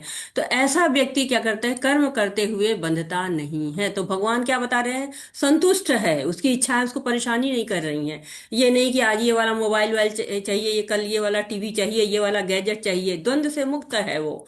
उसको दिशा बदल गई है, उसको द्वंद्व है ही नहीं है, भगवान की तरफ है। सब द्वंद्व विमुक्ता हो गया है, सारे द्वंद्व समाप्त हो गए हैं। और जब द्वंद्व समाप्त हो जाते हैं तो ईर्ष्या भी समाप्त हो जाती है, सफलता असफलता भी उसको मायने नहीं रखती है। जब ऐसा कोई हो जाएगा ना कि उसके पास बंगला है, कार है, तो ठीक है, कोई बात नहीं, हमें जरूरत ही नहीं है, हमें जब होगा हो जाएगा। तो ऐसा व्यक्ति संतुष्ट भी रहेगा और बंधन से मुक्त भी रहेगा। हरे कृष्णा। गतसङ्गस्य मुक्तस्य ज्ञानावस्थितचेतसः यज्ञायाचरतः कर्म समग्रं प्रविलीयते। हरे कृष्ण। हरे कृष्ण। जो पुरुष प्रकृति के गुणों के प्रति अनासक्त है और जो दिव्य ज्ञान में पूर्णतया स्थित है, उसके सारे कर्म ब्रह्म में लीन हो जाते हैं। हरे कृष्ण। ये तो आसक्ति क्या होती है? बंधन देती है। अनासक्त हो गए तो फिर क्या, बंधन समाप्त हो गया। हमारी आसक्ति किसी पदार्थ के प्रति हो, बंधन होगा कि चाहिए चाहिए मुझे। देखिए, पदार्थ में तो कोई आकर्षण होता ही नहीं है, पदार्थ तो अनाकर्षक। लकड़ी पड़ी हुई है, कोई नहीं पूछेगा। अभी उसी लकड़ी की एक अलमारी बन जाए, सब जाके देखें, अरे बड़ी सुंदर अलमारी है। लोहा है, पड़ा हुआ है, कोई नहीं पूछ रहा है, लोहे का दरवाजा बन गया, बड़ा सुंदर हो गया। तो प्रकृति के गुण जहां मिल जाते हैं ना, वहीं सुंदरता आकर्षण आ जाता है, बंधन आ जाता है। तो ये तीन गुणों का बड़ा मजबूत बंधन होता है। जो इससे अनासक्त हो गया ना, वो तो भगवान को प्राप्त कर ही लेगा। हरे कृष्णा। हरे कृष्ण। ब्रह्मार्पणं ब्रह्महविर्ब्रह्माग्नौ ब्रह्मणाहुतं ब्रह्मैव तेन गन्तव्यं ब्रह्म कर्म समाधिना। हरे कृष्ण। हरे कृष्ण। जो व्यक्ति कृष्ण भावनामृत में पूर्णतया लीन रहता है, उसे अपने आध्यात्मिक कर्मों के योगदान के कारण अवश्य ही भगवत धाम की प्राप्ति होती है, क्योंकि उसमें हवन आध्यात्मिक होता है और हवि भी आध्यात्मिक होती है। हरे कृष्ण। हरे कृष्ण। तो ब्रह्म को क्या गया? अर्पण कहा गया है। ब्रह्म को हवि भी कहा गया है। घी में जो हवन डालते हैं, हवि कहलाता है। ब्रह्म भगवान की पहली अवस्था को ब्रह्म ज्योति को भी कहते हैं। तो ये क्या होता है, जब हम कर्म स्वयं के लिए करते हैं ना, आसक्ति रहती है, कर्म में आसक्ति रहती है, हम कर्म पर भोगना चाहते हैं, सब कुछ भगवान को अर्पण कर देते हैं, तो हमारी दृष्टि बदलती है। तो कर्म भी, अर्थात हवन और कर्म, वो जो भगवान को हवि और कर्म फल सब कहाँ होना चाहिए? भगवान के लिए होना चाहिए। क्योंकि अगर भगवान के लिए जोड़ दे, सब आध्यात्मिक हो जाता है। और यही कृष्ण भावनामृत है कि जब हम सब कुछ भगवान को ही अर्पित कर देते हैं। हरे कृष्णा। बालकृष्ण प्रभु जी, आप अब पढ़िएगा अनुवाद, और भारती माता जी आप श्लोक पढ़िए। हरे कृष्णा। जी। हरे कृष्ण। दैवमेवापरे यज्ञं योगिनः पर्युपासते ब्रह्माज्ञावपरे यज्ञं यज्ञेनैवोपजुह्वति। हरे कृष्ण। हरे कृष्णा। कुछ योगी विभिन्न प्रकार के यज्ञों द्वारा देवताओं की भली भांति पूजा करते हैं और कुछ पर ब्रह्म रूपी अग्नि में आहुति डालते हैं। हरे कृष्णा। तो भगवान कह रहे कि कुछ योगी विभिन्न प्रकार के यज्ञ द्वारा देवताओं की पूजा करते हैं। तो देवताओं की उपासना, ब्रह्म की उपासना के बारे में बात हो रही। तो देव पूजा भी एक यज्ञ है। और देव पूजा को यज्ञ कैसे कह सकते हैं? यज्ञ तो अभी हमने पढ़ा है कि विष्णु के लिए किया जाता है, और या तीसरे अध्याय में भी हमने पढ़ा है कि विष्णु के लिए यज्ञ कर्म करना चाहिए। तो यज्ञ विष्णु का ही एक नाम है। यज्ञ बहुत सारे हैं, परंतु कहते हैं ना कि जो यज्ञ आपको किया जाता है वो भगवान के लिए ही जाता है। जो देवताओं के लिए भी आप यज्ञ कर रहे हैं वो भी एक तरह से अप्रत्यक्ष रूप से भगवान की ही सेवा होती है, लेकिन प्रत्यक्ष रूप से नहीं हो रही, अप्रत्यक्ष रूप से होती है। हरे कृष्णा। हरे कृष्ण। श्रोत्रादीनिन्द्रियाण्यन्ये संयमाग्निषु जुह्वति शब्दादीन् विषयानन्या इन्द्रियाग्निषु जुह्वति। हरे कृष्ण। इनमें से कुछ विशुद्ध ब्रह्मचारी श्रवणादि क्रियाओं तथा इंद्रियों को मन की नियंत्रण रूपी अग्नि में स्वाह कर देते हैं, तो दूसरे लोग नियमित ग्रस्त इंद्रिय विषयों को इंद्रियों की अग्नि में स्वाह कर देते हैं। हरे कृष्णा। हरे कृष्णा। तो दो प्रकार के यज्ञ जो है कहे गए हैं। मुख्यतः दो, बहुत सारे यज्ञ होते हैं। द्रव्य यज्ञ होता है जो सांसारिक वस्तुओं को हम दान दे देते हैं, और ज्ञान यज्ञ होता है दिव्य ज्ञान के लिए। तो कहते हैं कि जो कुछ भी आप करिएगा, किसी के लिए भी पूजा करिएगा, सब कुछ विष्णु के पास ही जाएगा। तो जो विशुद्ध ब्रह्मचारी होते हैं वो क्या करते हैं? और एक तीसरे और चौथे तरह का बताया गया कि मन पर नियंत्रण, ये भी एक यज्ञ होता है। और इंद्रियों पर नियंत्रण, ये भी एक यज्ञ होता है। कई तरह के यज्ञ होते हैं। और कहते हैं जो विशुद्ध ब्रह्मचारी होते हैं वो श्रवण करते हैं और उसके द्वारा इंद्रियों को नियंत्रण करने का प्रयास करते हैं, वो भी एक यज्ञ होता है। गृहस्थ इंद्रियों पर नियंत्रण करता है, अपनी इंद्रियों को संयमित करता है। जैसे कि अगर वो एक उत्तम संतान उत्पन्न करता है विवाह करके, तो ये भी एक प्रकार का यज्ञ है। भक्त बनाता है उसको, ये भी यज्ञ है। और ये तो केवल गृहस्थ जीवन में ही हो सकता है कि वो अच्छी संस्तति को उत्पन्न करे। और जो लोग भी गृहस्थ जीवन को अपनाते हैं उनको अपना जो है सोचना चाहिए कि हाँ, संयम से रह के आवाहन करे। एक अच्छी जो है कोख का इंतजार जो है ना, बहुत अच्छी आत्माएं करती भी रहती हैं। इसलिए जब भी गृहस्थ जीवन अपनाएं उसको बहुत शुद्ध रखें और प्रयास करें कि एक उत्तम भक्त उनके घर में जन्म ले। हरे कृष्णा। हरे कृष्ण। सर्वाणीन्द्रियकर्माणि प्राणकर्माणि चापरे आत्मसंयमयोगाग्नौ जुह्वति ज्ञानदीपिते। हरे कृष्ण।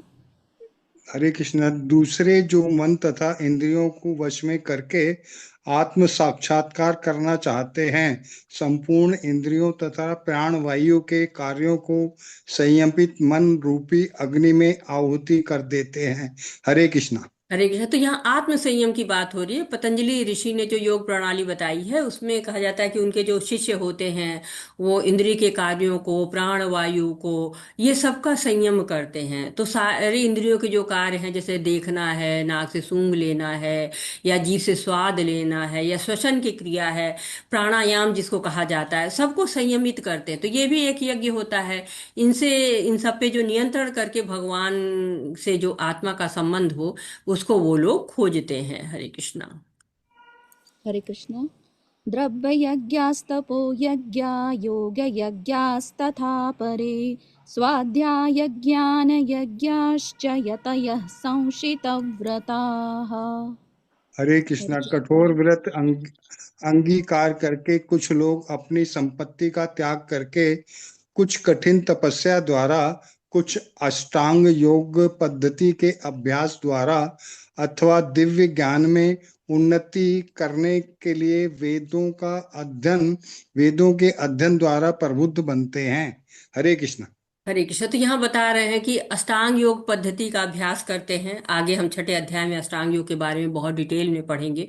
और कुछ लोग क्या करते हैं? द्रव्य यज्ञ करते हैं। कुछ लोग बड़े कठोर व्रत ले लेते हैं, कुछ बड़ी कठिन तपस्याएं करते हैं। आप लोगों ने पढ़ा होगा कि जो है कई असुर लोग भी बहुत ज्यादा कठिन व्रत कर लेते हैं। एक तरह से बहुत सारे द्रव्य यज्ञ भी सुने हैं आप लोगों ने। कोई बार लोग अस्पताल बनवाते हैं, अनाथालय बनवाते हैं, ओल्ड एज होम बनवाते हैं, कठोर व्रत करते हैं। जड़ भरत ने जो है जैसे राजपाट सब त्याग दिया था, उन्होंने भी एक तरह से यज्ञ किया था। तो कहते कि वो अपना पूरा जीवन लगा देते। कुछ लोग स्वाध्याय यज्ञ करते हैं, पूरा जीवन जो है भगवान के बारे में दर्शन पढ़ते हुए करके लगाते हैं। तो बहुत सारी विधियां हैं ये विधियां किस लिए हैं? भगवान तक पहुंचने के लिए तरह तरह के मार्ग हैं जो अपनाते हैं लोग, जिससे वो भगवान तक पहुंच पाए। हरे कृष्ण। हरे कृष्णा। अपाने जुह्वते प्राणं प्राणे पानं तथा परे प्राणापानगतिरुद्ध्वा प्राणायामपरायणाः अपरे नियताहाराः प्राणान् प्राणेषु जुह्वति। हरे कृष्णा। हरे कृष्णा। अन्य लोग भी हैं जो समाधि में रहने के लिए श्वास को रोके रहते हैं, प्राणायाम। वे अपान में प्राण को और प्राण में अपान को रोकने का अभ्यास करते हैं और अंत में प्राण अपान को रोककर समाधि में रहते हैं। अन्य योगी कम भोजन करके प्राण में ही आहुति देते हैं। हरे कृष्णा। दीक्षा, तो ये क्या है? सांस को रोकने की जो योग विधि है, प्राणायाम कहते हैं, बहुत पॉपुलर हो गया है इस। तो हमारे शरीर में 5 प्रकार की वायु होती है: प्राण, अपान, व्यान, समान और उदान। ये 5 प्रकार की वायु करती क्या है? ये आत्मा को घेरे रहती हैं। तो योगी जो है वो आसन करते हैं और ये 5 प्रकार की जो वायु होती है ना, इसको नियंत्रित करते रहते हैं। तो उससे क्या होता है कि एक प्रभाव प्रकट होता रहता है, उससे प्रभाव, आध्यात्मिक प्रभाव प्रकट हो जाता है। और ये भौतिक लाभ के लिए नहीं होता है, वो लोग आत्मा की मुक्ति के लिए करते हैं। और कुछ लोग सांसों की गति को धीमी करते हैं। क्यों? आयु बढ़ेगी, जितना ज्यादा आयु मिलेगी उतना ज्यादा वो भगवान की भक्ति कर पाएंगे। तो धीरे धीरे अपनी आयु को इतना, मतलब अपनी जो वायु है, श्वसन है, वो इतना धीमा कर लेते हैं, इतना धीमा कर लेते हैं कि पता ही नहीं चलता है सांस ले रहे हैं कि नहीं। जैसे हम लोगों ने पढ़ा है, च्यवन ऋषि थे, वो ऐसी समाधि में थे कि उनको सुकन्या ने उनकी आंखें फोड़ दी थी, कि उनको लगा कि ये तो कोई उसका ढेर है, दीमकों का कोई बांबी बना रखी है, उसमें कुछ चमक रहा है। तो ये इस तरह से वो लोग अपने आप की सांसों को इतना नियंत्रित कर लेते हैं। हरे कृष्णा। अब आगे जो है अनुकंपा माता जी, आप श्लोक पढ़ लीजिए और मधु कपूर माता जी आप इसका अनुवाद पढ़ लीजिए। धन्यवाद बालकृष्ण प्रभु जी और भारती माता जी। हरे कृष्णा। हरे कृष्ण माता जी, प्रणाम माता जी। सर्वे अप्येते यज्ञविदो यज्ञक्षतिपकल्मषः यज्ञशिष्टामृतभुजो यान्ति ब्रह्म सनातनम्। मधु कपूर माता जी पढ़िए। हरे कृष्णा माता जी, हरे धन्यवाद आपने पठन का अवसर दिया मुझे। हरे ये सभी यज्ञ करने वाले यज्ञों का अर्थ जानने के कारण पाप कर्मों से मुक्त हो जाते हैं और यज्ञों के फल रूपी अमृत को चख कर परम दिव्य आकाश की ओर बढ़ते जाते हैं। हरे कृष्णा। हरे कृष्णा। तो यज्ञ का उद्देश्य क्या है? अब आप 30 से लेकर 33 तक इस बात को पढ़ेंगे। तो सर्वेप्यते यज्ञ विदो, जो लोग यज्ञ करते हैं ना, मनुष्य जो लोग यज्ञ करते हैं उनको क्या कहा गया? सर्वेप्य, सब जो है वो सबसे ऊपर। तो ये जो यज्ञ करते हैं ऐसे लोग, उनके सारे पाप नष्ट हो जाते हैं। जो जान गए ना कि इंद्रियों को निग्रह करेंगे तो हम यज्ञविद हो जाते हैं ना। यज्ञ का उद्देश्य ही होता है कि यज्ञ, इंद्रियां जो है वो बिल्कुल कंट्रोल में हो जाए, नियंत्रित हो जाए। तो भौतिक सुख की कामना ही नहीं रह जाएगी। इंद्रियां नियंत्रण में है तो भौतिक सुख की कामना ही नहीं रह जाएगी, कामना नहीं रह जाएगी तो बंधन नहीं रह जाएंगे। तो ये यज्ञ क्या करते हैं? संसार के जो पाप कर्म होते हैं उनसे छुटकारा दिला देते हैं। उद्देश्य क्या है? भगवत धाम जाना। तो यज्ञों के द्वारा क्या होता है? भौतिक सुख नहीं मांगना चाहिए। बहुत से लोग यज्ञ करते हैं ना भौतिक सुखों के लिए, तो नहीं, हमारा उद्देश्य क्या होना चाहिए? भगवत धाम जाना। तो भगवान प्रशंसा कर रहे हैं, कई तरह के यज्ञों का बताया उन्होंने कि ये कर सकते हैं, ये कर सकते हैं, लेकिन भगवान कहते हैं नहीं, ये यज्ञ के फल रूपी अमृत को चख कर परम दिव्य आकाश की ओर बढ़ते हैं, भगवान के धाम की ओर बढ़ना चाहिए। सारे यज्ञों का उद्देश्य यही है। तो एक तरह से बता रहे हैं कि तुम यज्ञ क्यों करो, तुमने जो है यज्ञ करना है, विष्णु के लिए यज्ञ करना है, और उस यज्ञ का जो उद्देश्य होना चाहिए वो परम दिव्य आकाश यानी भगवत धाम की तरफ जाने का होना चाहिए। हरे कृष्णा।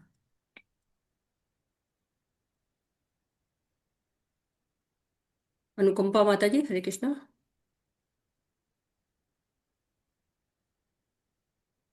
हरे कृष्ण, हरि बोल। पढ़िए। नायं लोको न अयं लोक अस्ति अज्ञस्य कुतो अन्य कुरु सतम्।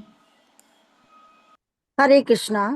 हे कुरुश्रेष्ठ, जब यज्ञ के बिना मनुष्य इस लोक में या इस जीवन में ही सुख पूर्वक नहीं रह सकता, तो फिर अगले जन्म में कैसे रह सकेगा? हरे कृष्णा। हरे कृष्णा। तो अभी लाभ बताया, अब हानि बता रहे हैं कि नहीं करोगे तो क्या होगा, कैसे सुख में रहोगे। यज्ञ के बिना रह ही नहीं सकते, इस जन्म में नहीं रह सकते, अगले जन्म में कैसे रह पाओगे। तो अज्ञानता होती है ना, हमारे अंदर अज्ञानता होती तो हमारा जीवन कैसे होता है, पाप में जीवन व्यतीत करने लगते हैं, पापों करना शुरू कर देते हैं। जब पाप करना शुरू कर देते हैं तो सार्वजनिक जीवन में पतन होता है। जब पतन हो जाता है तो फिर तब भी उसको महसूस नहीं होता है कि हम पतन हो रहा है। क्यों? क्योंकि अज्ञानता ही में रहता है। कहते हैं ना कि नाली का कीड़ा नाली में ही रहेगा, तो अज्ञानता है ना, उसको पता ही नहीं है कि नाली के बाहर का जीवन क्या है। तो बिना यज्ञ किए इस लोक में सुख नहीं है, तो फिर अगली योनि मिलेगी तो वहां कैसे सुख मिलेगा। ये तो आपकी कर्म योनि है, कर्म करके आप योनि सुधार सकते हो। अगली योनि तो जो मिलेगी, हो सकता है भोग योनि मिल जाए, तो भोग ही करना पड़ेगा, जो भी कुछ किया भुगतना ही है। तो सुख से रहने के लिए क्या है, कल हम लोगों ने बात की थी, सुख से रहने के लिए क्या, ईशावासा सिद्धांत है। सारी वस्तुएं भगवान की हैं, भगवान द्वारा नियंत्रित हैं, और मनुष्य को उतना ही प्रयोग करना चाहे जितना आवश्यक है। ऐसी चेतना में रहेंगे तो 100 साल तक कोई कर्म बंधन नहीं लगेगा, कोटा निर्धारित है। पेट भर गया, ज्यादा मत खाइए, पहनने के लिए कपड़े हैं तो शॉपिंग के चक्कर में मत पड़िए, भोग लगा के खाइए, यज्ञ शिष्टा खाइए, प्रसाद अमृत बन जाना चाहिए। अमृत जो है कब बनता है, जब भगवान को भोग लग जाता है। और हम लोगों ने देखा है, यज्ञ का चक्र भी देखा है कि जब हम यज्ञ करेंगे तो देवता प्रसन्न होंगे, प्रसन्न होंगे, संपन्नता देंगे, तो हम सुखपूर्वक रहेंगे, कोई कष्ट नहीं रहेगा। तो हमें अपने इच्छाएं जो है ना, उनके माया जाल में नहीं फंसना है, उससे बाहर निकल के हमको भगवान को याद करना, उनके लिए यज्ञ करना है। हरे कृष्णा। एवं बहुविद्या यज्ञा वितता ब्राह्मणो मुखे कर्मजान विधितान् सर्वान् एवं ज्ञात्वा विमोक्ष्यसे। हरे कृष्णा। ये विभिन्न प्रकार के यज्ञ वेद सम्मत है, और ये सभी विभिन्न प्रकार के कर्मों से उत्पन्न है। इन्हें इस रूप में जानने पर तुम मुक्त हो जाओगे। हरे कृष्णा। हरे कृष्णा। तो सारे यज्ञ कहाँ से आए, भगवान से आए हैं, वेदों में लिखे हुए हैं। और कहते हैं कि जो सर्वव्यापी परमात्मा है ना, इन यज्ञों में विराजमान रहते हैं। तो भगवान बता रहे हैं कि देह से मुक्त होने के विधि विधान आप लगातार देख रहे हैं, कर्म तत्व तो भगवान समझा रहे हैं। 18वें श्लोक से शुरू किया बताना, और कि 30 श्लोक तक उन्होंने बताया कि समस्त यज्ञों को, कोई भी यज्ञ है उसको भली प्रकार करिए, उसको जानिए कैसे किया जाता है, मार्गदर्शन लीजिए गुरु का। और जो कि वेदों से आए हुए हैं तो सर्वसम्मत है, और जब आप उनको उचित ढंग से करेंगे तो आप मुक्त हो जाएंगे। हरे कृष्णा। श्रेयान् द्रव्यं याद यज्ञ ज्ञान यज्ञ परन्तपः सर्वं कर्मखिलं पार्थ ज्ञाने समाप्यते। हरे कृष्णा। हे परतंप, द्रव्य यज्ञ से ज्ञान यज्ञ श्रेष्ठ है। हे पार्थ, अंतत गोत्वा सारे कर्म यज्ञों का अवसान दिव्य ज्ञान में होता है। हरे कृष्णा। हरे कृष्णा। तो एक तरह से बता दिया भगवान ने कि अब निष्कर्ष बता दिया है। अभी तक क्या बताया, यज्ञ के द्वारा बताया कि ज्ञान की प्राप्ति कैसे होती है।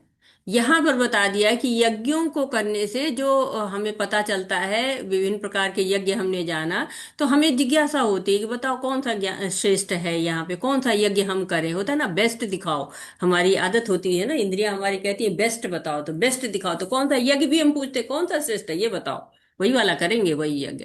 तो कहे कि द्रव्य जो यज्ञ होता है, उस यज्ञ से ज्ञान यज्ञ श्रेष्ठ है। हम सोचते हैं कि नहीं, हमने दान कर दिया, हमने बहुत बड़ा काम कर दिया, कहने उससे ज्ञान यज्ञ श्रेष्ठ है। ज्ञान के बिना जो यज्ञ होता है क्या होता है, भौतिक स्तर पे रह जाता है। द्रव्य यज्ञ करने के लिए भी ज्ञान यज्ञ चाहिए। अगर हम द्रव्य जो है कहीं भी दे दे रहे हैं, दान हम कहीं पर भी दे देंगे, उसका उचित उपयोग नहीं होगा तो क्या होगा, उसका बंधन हमको ही लगेगा। तो ज्ञान होना चाहिए, ज्ञान के तत्व ही हम द्रव्य यज्ञ कर सकते हैं। करेंगे हम, बिना अज्ञान में भी कर सकते हैं, लेकिन उसका वो लाभ नहीं होगा। हमने किसी अस्पताल में किसी मरीज को हम ठीक करा रहे हैं, उसके लिए हम पे कर रहे हैं कि ये ठीक हो जाए। हो सकता है ठीक हो के वो आतंकवादी हो, फिर आतंक का कार्य करने लगे, तो क्या होगा? हमें आध्यात्मिक लाभ नहीं होगा। कई लोग कहते हैं ना, मैं तो बड़ा पूजा पाठ करता हूँ, बड़ा मेरा तो बड़ा दान देता हूँ, मैं तो बड़ा ये करता हूँ, लेकिन मेरे साथ अच्छा नहीं हो रहा है। क्यों नहीं हो रहा है? क्योंकि भगवान के साथ जुड़ ही नहीं पाए हैं। भगवान से जोड़ देंगे तब सब अच्छा होगा ना। तो कहते हैं हमारे अंतःकरण में तीन तरह के दोष होते हैं। एक संचित पाप होते हैं, जो कि पहले से हमारे पास, संचित मतलब होता है इकट्ठा किया है हमने। दूसरा होता है चित्त की चंचलता होती है हमारी, हम कभी इधर कभी उधर, निश्चित ही नहीं हो पाता है क्या करेंगे। और तीसरा जो है अज्ञान होता है। लेकिन कोई भी हम इन सारे दोषों को हम समाप्त कर सकते हैं यदि हम अपने कर्म को भगवान से जोड़ दें। तो क्या होगा? ये संचित पाप है, चाहे चित्त की चंचलता है, ये सब जो है वो मिटने लगता है। क्यों? क्योंकि जब हम गुरु के पास जाएंगे ना, तो वो हमें मार्गदर्शन देता है। चित्त और चंचलता को तो दोष मिटा ही देता है, और अज्ञान तो दूर ही हो जाएगा। जब हम गुरु के पास जाएंगे तो सारी अज्ञानता हमसे दूर हो ही जाएगी। हरे कृष्णा। तो गुरु के पास जाएं तो क्या करें? ऐसा नहीं कि गुरु के पास जाए और कहे बताओ बताओ बताओ, नहीं, कैसे जाना है ये भी भगवान बता रहे हैं कि जाओ तो कैसे जाओ, ज्ञान कैसे मिलेगा। हरे कृष्णा। तद्विधि प्रणिपातेन परिप्रश्नेन सेवया उपदेक्षयन्ति ते ज्ञानं ज्ञानिनस्तत्त्वदर्शिनः। हरे कृष्णा। तुम गुरु के पास जाकर सत्य को जानने का प्रयास करो, उनसे विनीत होकर जिज्ञासा करो और उनकी सेवा करो। स्वरूप सिद्ध व्यक्ति तुम्हें ज्ञान प्रदान कर सकते हैं, क्योंकि उन्होंने सत्य का दर्शन किया है। हरे कृष्णा। हरे कृष्णा। तो पहली बात तो ये है कि गुरु को आप साधारण समझने की गलती मत करिए। उन्होंने तत्व का दर्शन किया, तत्वदर्शी हैं। तो बहुत ही सुंदर श्लोक है कि परंपरा की महत्ता को भी बताया गया है, गुरु की महत्ता को भी बताया गया है, और भगवान की महत्ता। तो आप जानते हैं कि भगवान के बारे में जानना है, आपको दिव्य के बारे में जानना है। ज्ञान किसके बारे में जानना है? जो अपौरुषेय है, पुरुष तो है ही नहीं है। और जो ज्ञान उसने दिया हुआ है वो भी अपौरुषेय है, क्योंकि वो भगवान के द्वारा दिया गया। पहले ब्रह्मा जी को दिया गया, फिर नारद जी को, ऐसे आगे बढ़ते बढ़ते जो है हमारे गुरु तक आया है। तो ज्ञान कहाँ से मिलेगा? गुरु से। भौतिक ज्ञान भी हम लेते हैं ना, तो कितनी सारी हम देखते हैं कि ये यूनिवर्सिटी ठीक है कि नहीं, इसकी रैंकिंग क्या है, यहाँ लैब ठीक है कि नहीं, टीचर्स ठीक है कि नहीं। तो हमें जो, हम भगवान के बारे में जो हमें मुक्त करने वाला ज्ञान है, तत्व ज्ञान है, कृष्ण से प्रवाहित ज्ञान लेना चाहिए हमको, गुरु परंपरा से लेना चाहिए। तो ज्ञान लेने की दो विधियां होती हैं। एक आरोही विधि होती है। आरोही विधि जो हम भौतिक ज्ञान लेते हैं, पहले प्ले ग्रुप में एडमिशन लेते हैं, फिर नर्सरी केजी पढ़ते पढ़ते और आगे हम बढ़ते चले जाते हैं, जैसे कोई पर्वत पे चढ़ रहा है, एक एक कदम आगे बढ़ते बढ़ते ऊपर तक पहुंच जाता है। तो एक ये विधि आरोही विधि है। दूसरी विधि अवरोही विधि है। जैसे सीढ़ियां उतरते हैं ना, जैसे पर्वत पे से उतर रहे हैं, ज्ञान ऊपर से नीचे आ रहा है, कृष्ण से ब्रह्मा जी को, ब्रह्मा जी से नारद जी को, ऐसे परंपरा से आगे बढ़ रहा है। तो पहले हम हाथ जोड़कर विनम्र होकर जिज्ञासा करें। पहले गुरु लोग यज्ञ करते थे, तो जो शिष्य होते हैं ना, हाथ में लकड़ी लेके संविदा लेकर जाते थे। अब आज तो वो है नहीं कि गुरु यज्ञ कर रहे हैं तो हम संविदा लेके जाएं। तो क्या लेके जाएं? सेवा भाव लेके जाएं, आज्ञा पालन का भाव लेके जाएं, और गुरु प्रसन्न होगा तो वो ज्ञान देगा। वो भौतिक ज्ञान नहीं है कि आप लोग, बच्चे सोचते हैं कि अरे ये तो टीचर को पेमेंट मिल रही है ना इसलिए पढ़ा रहे हैं। नहीं, गुरु से ज्ञान लेना है, उनको प्रसन्न करिए तब ज्ञान मिलेगा। ऐसे नहीं है कि हाँ हमको ज्ञान मिल जाएगा, जैसे अब गए लाला ज्ञान दो, तो नहीं। हम मंगलाचरण गाते हैं, भगवान से प्रार्थना करते हैं, गुरु से, ओम अज्ञानातिमिरान्धस्य ज्ञानंजनं शलाकया, हमको इस अज्ञान से बाहर निकालो, हमको ज्ञान दो, हम जो है बिल्कुल अंधेरे में फंसे हुए हैं। तो इस तरह से हमको गुरु से ज्ञान प्राप्त करना है। हरे कृष्णा। अनुकंपा माता जी और मधु माता जी बहुत बहुत धन्यवाद। संतोषी माता जी आप श्लोक पढ़िए, ज्योति माता जी आप अनुवाद पढ़िए। हरे कृष्णा। हरे हरे कृष्णा माता कृष्ण जी। माता जी, सादर प्रणाम। हरे कृष्ण सभी को। यत् ज्ञात्वा न पुनः मोहम् एवं यस्यसि पांडव येन भूतानि अशेषानि द्रक्ष्यसि आत्मनि अथ ऊमय। हरे हरे कृष्णा। कृष्ण। हरे कृष्ण। स्वरूप प्रसिद्ध व्यक्ति से वास्तविक ज्ञान प्राप्त कर चुकने पर तुम पुनः कभी ऐसे मोह को प्राप्त नहीं होंगे, क्योंकि इस ज्ञान के द्वारा तुम देख सकोगे कि सभी जीव परमात्मा के अंश स्वरूप है, अर्थात वे सब मेरे हैं। हरे कृष्ण। कृष्णा तो क्या कह रहे हैं कि भगवान जो है वो स्वरूप सिद्ध व्यक्ति से जब भगवान का ज्ञान आएगा, वास्तविक ज्ञान आएगा, तो क्या होगा, कभी ऐसे मोह को प्राप्त नहीं करोगे। तो मोह नहीं आएगा, आसक्ति नहीं आएगी। हमको बड़ी जल्दी आसक्ति होती है ना, हम कोई भी चीज भौतिक वस्तु देख लेते हैं, चाहिए चाहिए। लेकिन जब हम भगवान को जान जाते हैं, परमात्मा को जान जाते हैं कि हाँ, ये परमात्मा हर एक के हृदय में रहता है और जो जीव हैं वो भगवान के ही आश्रय में हैं, जब हम ये जान जाते हैं ना, तो फिर हम मोहित नहीं होते हैं। और जब हम भौतिक चीजों में पड़े रहते हैं तो हमें मोह होता है, आकर्षण होता है। बस हम भगवान का आश्रय त्याग लेते हैं और माया हमको पकड़ लेती है, कोई ना कोई तो आश्रय में ले ही लेगा। हम मोहित हो जाएंगे और फिर कृष्ण से अलग हो जाएंगे। तो इससे हमें बचना है। हरे कृष्ण।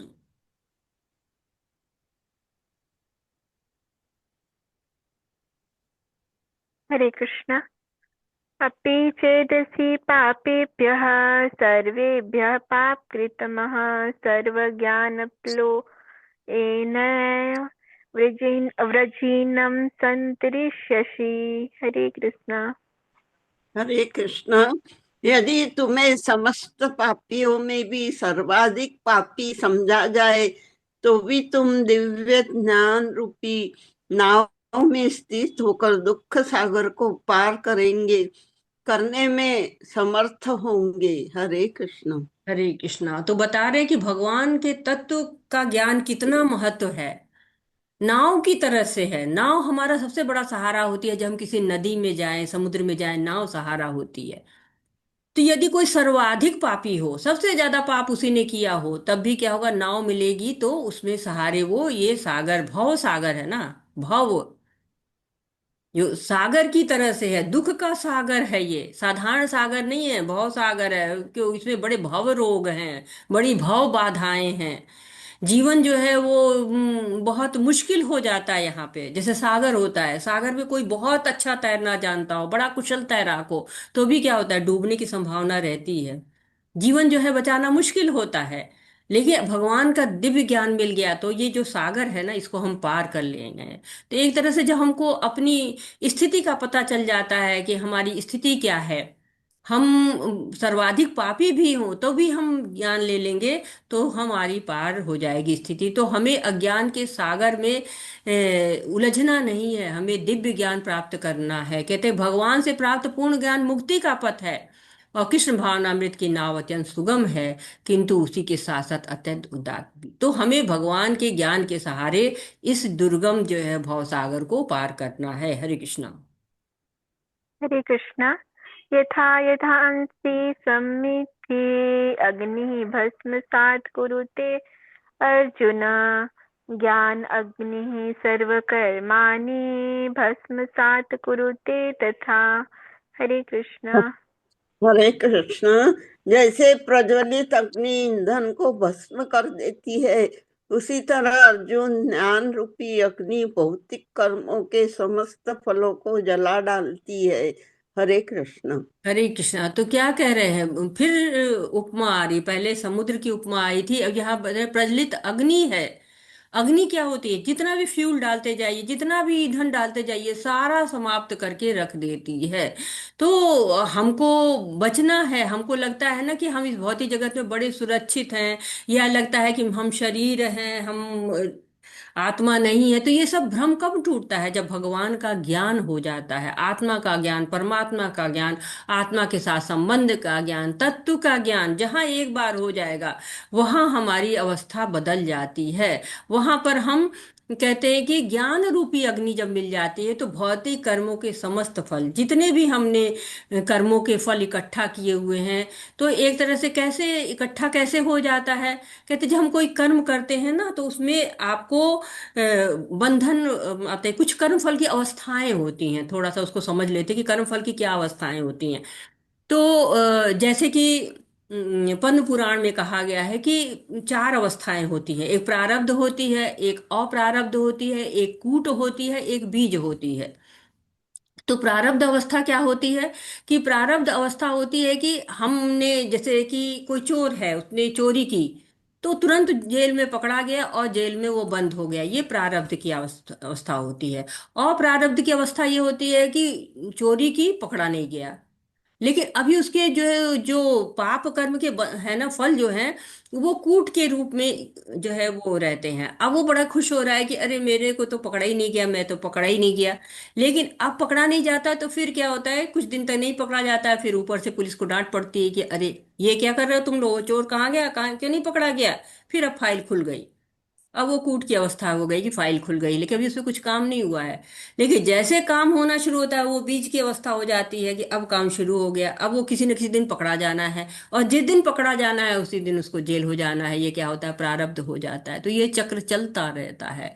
तो प्रारब्ध जो हम वर्तमान में भोग रहे हैं, बीज जो हृदय में बीज के रूप में संचित है, और कूट जो प्रकट होना चाहते हैं, और अप्रारब्ध जो फल अभी अंकुरित भी नहीं हुए हैं। तो इस तरह से ये कर्म फलों की अवस्था है जिसको जीव भोगता है। हरे कृष्णा।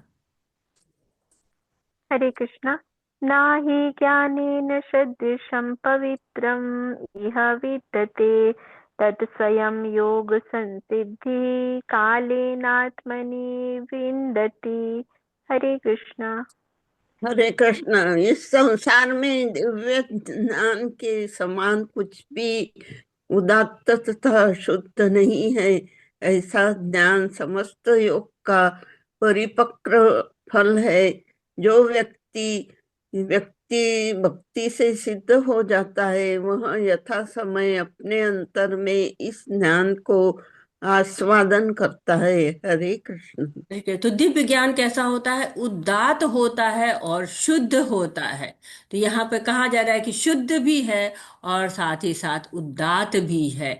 और कहते हैं कि यह ज्ञान समस्त योग का परिपक्व फल है। जितने भी फल हैं उनमें परिपक्व फल है, ये परिपक्वता इसमें आती है। दिव्य ज्ञान का फल है। जब हम बीज बोते हैं, पेड़ निकलते हैं, पत्तियां, शाखाएं, फूल, फल, ये सब क्या है, एक प्रक्रिया है, समय लगता है, पेड़ की सेवा करना पड़ता है। वैसे ही दिव्य ज्ञान, गुरु के पास जाएं, उनकी सेवा करें, उनके आदेशों की पालना करें, साधना करने के बाद प्राप्त होता है। और फल क्या होता है, हमेशा आनंद प्रदान करता है। जो भक्त प्राप्त करता है वो इसको स्वाद को चखता है। तो 10वें अध्याय में भी कहा गया, तेषाम सतत युक्तानाम भजताम प्रीति पूर्वकम ददाति बुद्धि योगम तम ये न मामू पयंति ते। तो जो भगवान की सेवा करता रहता है उसको भगवान बुद्धि देते हैं, बुद्धि योग देते हैं, और उसको ज्ञान प्रदान करते हैं। तो भगवान तक पहुंचने का रास्ता यहाँ से मिल जाता है। हरे कृष्णा। हरे कृष्णा। श्रद्धावान् लभते ज्ञानं तत्परः संयत इन्द्रियः ज्ञानं लब्ध्वा परां शान्तिम् अचिरेण अधिगच्छति। हरे कृष्णा। हरे कृष्ण। जो श्रद्धालु दिव्य ज्ञान में समर्पित है और जिसने इंद्रियों को वश में कर लिया है, वह इस ज्ञान को प्राप्त करने का अधिकारी है, और इसे प्राप्त करते ही वह तुरंत आध्यात्मिक शांति को प्राप्त होता है। हरे कृष्ण। तो क्या कहते हैं, श्रद्धावान लभते ज्ञानम। जो श्रद्धा पा गया ना, जिसको श्रद्धा हो गई उसको ज्ञान मिलेगा। गुरु में श्रद्धा ना हो, ज्ञान नहीं मिल सकता है। तो ज्ञान प्राप्त करने के लिए हमको क्या करना, श्रद्धा रखनी बहुत जरूरी होती है। तो ये श्लोक एक तरह से हमें बता रहा है कि दिव्य ज्ञान मिलता है तो क्या क्या परिणाम होता है, कि वो इंद्रियों को जो वश में कर लेता है, दिव्य ज्ञान जिसको मिल जाता है, जो ज्ञान प्राप्त करने का अधिकार हो जाता है, उसको क्या मिलता है, आध्यात्मिक शांति मिलती है। शांति की तलाश तो हम सभी करते रहते हैं ना, कि हमको शांति मिल जाए, हमको शांति मिल जाए। तो ये ज्ञान प्राप्ति की योग्यता क्या है, कि श्रद्धा होनी चाहिए, इंद्रियां वश में होनी चाहिए। तो जिसको कृष्ण में श्रद्धा हो जाएगी वो ज्ञान प्राप्त करने का अधिकारी हो जाएगी। जो है कहा गया है ना कि श्रद्धा शब्द विश्वासे कहे सुदृढ़ निश्चय कृष्ण भक्ति करे सर्व कर्म कृत है। तो श्रद्धा मिलेगी तो ज्ञान मिलेगा। जैसे एक्सीलेटर होता है, उस पर पैर रखे गाड़ी बड़ी तेज चलने लगती है, संशय आया ब्रेक लग गया, श्रद्धा आई तेज चलने लगी। तो ये श्रद्धा भी हम कैसे आती है हमारे अंदर? जब हम किसी की महिमा को सुनते हैं तो हमारी श्रद्धा आती है। तो कहते हैं श्रद्धा भी दो तरह की होती है, एक मुकुलित श्रद्धा होती है, कली की तरह से होती है। अभी है श्रद्धा थोड़ी थोड़ी आई हुई है, कली जैसे खिलने को तैयार है, भक्तों का संग मिलता है, प्रसादम मिलता है, भोग मिलता है, जो है श्रद्धा जागृत होकर क्या होती है, पुष्पित हो जाती है। फूल क्या हो गया, खिल गया, दृढ़ निश्चय आ गया। तो आध्यात्मिक शांति इसी तरह से मिलती है जब हम भगवान का ज्ञान प्राप्त करते हैं। हरे कृष्णा। रविकांत प्रभु जी आप अनुवाद पढ़िए, मैं जो है वो श्लोक, या संतोषी माता जी आप श्लोक पढ़ लीजिए, रविकांत प्रभु जी पढ़ेंगे अनुवाद। हरे कृष्णा। जी माता जी।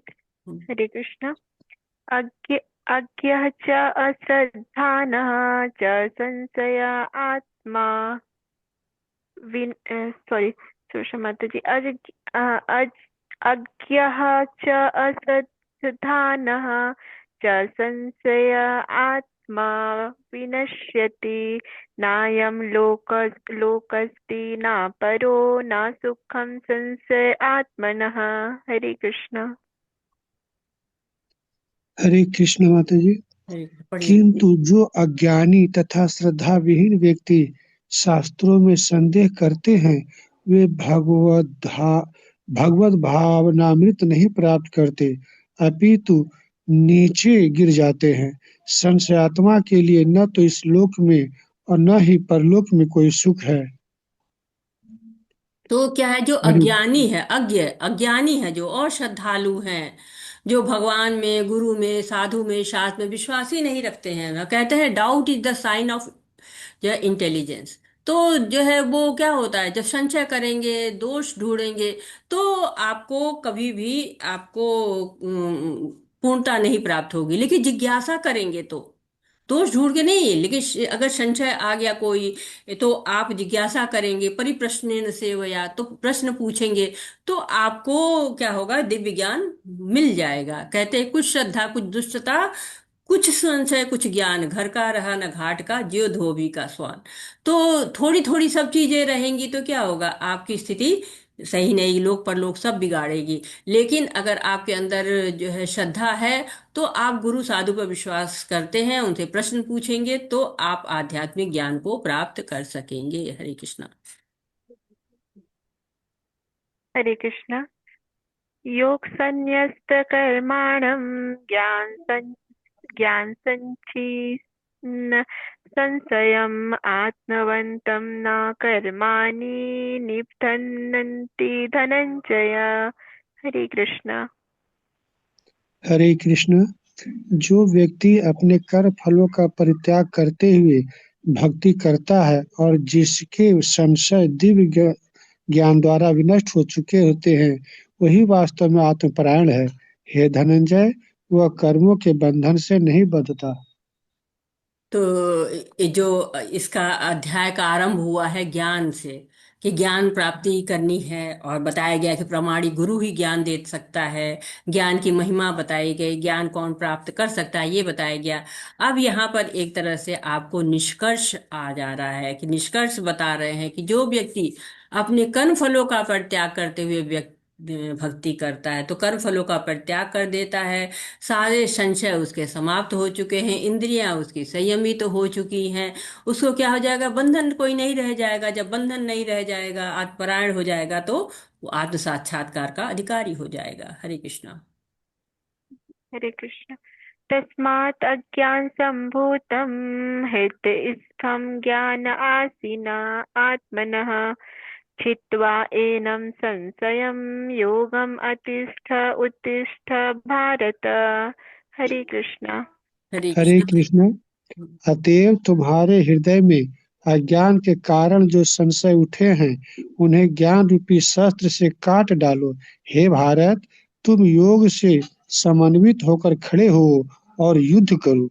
हरे कृष्ण। हरे कृष्णा। तो संशय था ना, शुरुआत में ही संशय था कि युद्ध रूपी घोर कर्म में मुझे क्यों लगा रहे हो, कैसे मेरा कल्याण होगा, घोर रूपी कर्म करूंगा।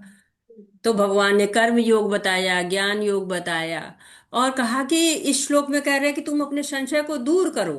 क्यों? संशय जब तक रहेगा ना तब तक आप कर्तव्यों का पालन ठीक से नहीं कर पाएंगे। तो भगवान ने कर्म योग बताया, दिव्य ज्ञान भी बताया कि कैसे कैसे कर्मों को करना चाहिए।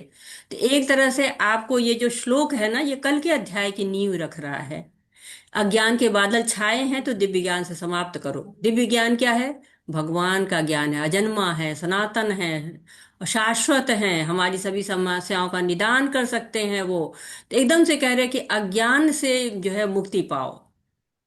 कर्म करो, तुम नियत कर्म करो। क्या है तुम्हारा कर्म? युद्ध करो, विरक्ति के शस्त्र से। कहते हैं ना 15वें अध्याय में कि विरक्ति के शस्त्र से काट गिराओ, और यहाँ कह रहे हैं ज्ञान रूपी शस्त्र से काट डालो। तो ज्ञान और वैराग्य बहुत आवश्यक है। हे भारत, तुम योग में समन्वित होकर खड़े हो जाओ, युद्ध करो, योग से समन्वित हो जाओ। ये कलयुग क्या है, बड़ा नकारात्मक होता है ना, ऐसे में आध्यात्मिक ज्ञान को पाना बहुत ही मुश्किल होता है। शुद्धि करने वाला है ये ज्ञान, परिपक्व पका हुआ फल है, सारी जिज्ञासाएं शांत करने वाला है। तो ये एक तरह से हमको बता रहा है कि ये अज्ञान को जड़ से समाप्त कर देना है, दिव्य ज्ञान में रहना है, भगवान का दिव्य ज्ञान प्राप्त करना है। ये कोई साधारण ज्ञान नहीं है, भगवान का ज्ञान है। इसको अपने अंदर समाहित करो, भगवान की तरफ मुड़ो, और भगवान जो कह रहे हैं सारे संशयों को समाप्त कर डालो। क्योंकि संशय जब तक रहते हैं ना तब तक हमारे पास समस्याएं रहती ही रहती हैं। तो एक तरह से कल हम पढ़ेंगे कि कैसे दिव्य ज्ञान के उसमें कैसे कर्म को किया जाए, कृष्ण भावनामृत कर्म कौन से होते हैं, इनके बारे में कल हम पढ़ेंगे। तो आज हम यहाँ पर रुकते हैं, क्योंकि ये हमारा अध्याय जो चौथा अध्याय है समाप्त होता है। इस प्रकार श्रीमद् भगवत गीता के चतुर्थ अध्याय दिव्य ज्ञान का भक्ति वेदांत तात्पर्य पूर्ण होता है। वाचा कल्पतरुभ्यश्च कृपा सिंधुभ्य एव च पतितानां पावनेभ्यो वैष्णवेभ्यो नमो नमः। अनंत कोटि वैष्णव वृंद की जय, शील प्रभुपाद की जय, भगवद गीता की जय, भागवतम की जय, सभी गोस्वामियों की जय। हरे जय कृष्णा कृष्ण हरे कृष्ण कृष्णा हरे कृष्णा हरे कृष्णा राम हरे राम हरे राम राम हरे राम हरे। राम हरे हरे हरे कृष्णा कृष्णा सभी काली को, माता सभी का बहुत बहुत हरे कृष्णा धन्यवाद। माता जी। कृष्णा साधु वैष्णव माता जी हरे हरे कृष्ण माता जी। हरे कृष्णा। हरे कृष्ण हरे माता जी। कृष्ण माता जी, एक सूचना हरे देनी थी। कृष्ण जिन माता हाँ जी, भक्तों हरे ने अपने कृष्ण। नाम और नंबर नहीं दिए हैं वो मुझे दे दें, उनको काउंसलर मिलेगा भक्ति में आगे बढ़ने के लिए। मंदिर की तरफ से ये सूचना है। क्या चीज है प्रभु जी, दोबारा बोल दीजिए एक बार इन लोगों को। हरे कृष्णा, जिन भक्तों ने अभी तक नाम और नंबर अपने नहीं दिए हैं मुझे, नाम निष्ठादास प्रभु जी की तरफ से सूचना है, तो वो अपने नाम और नंबर मुझे दे दें, मैं मंदिर को भेज दूंगा, उनको काउंसलर मिलेगा भक्ति में आगे बढ़ने के लिए। कोई समस्या आती है तो काउंसलर उनकी सॉल्व करेगा। देखिए आपकी जो है यहाँ जो आप पढ़ाई कर रहे हैं, या आपके घर की भी कोई समस्या, पर्सनल समस्या भी है, कोई भी समस्या है आपकी, आप अपना नहीं भी है, कोई जरूरी नहीं कि आप समस्या से ग्रस्त ही हो, ऐसी भी कोई जरूरत नहीं है। तो आप अपना नाम और नंबर देंगे तो आपको काउंसलर मिलेंगे कि आप जब भी चाहें, कुछ पूछना चाहें, कुछ सलाह लेना चाहें, तो आपके एक एक काउंसलर, पर्सनल काउंसलर दिए जाएंगे। कितनी सुविधा आपको दी जा रही है कि पर्सनली आप जैसे होता है कि ग्रुप में नहीं बोल पा रहे, अपनी बात को नहीं कह पा रहे हैं, तो आपके लिए पर्सनल जो है वो एक काउंसलर रखा जाएगा। कोई भी समस्या हो तो आप अपना नंबर दे दीजिए, अपना नाम दे दीजिए, और ईमेल लगता है ना, 3 चीजें आप दे दीजिए प्रभु जी को, और प्रभु जी आपके लिए व्यवस्था करेंगे। माता जी चैट में दे दो, चैट के अंदर दे दो। पर्सनली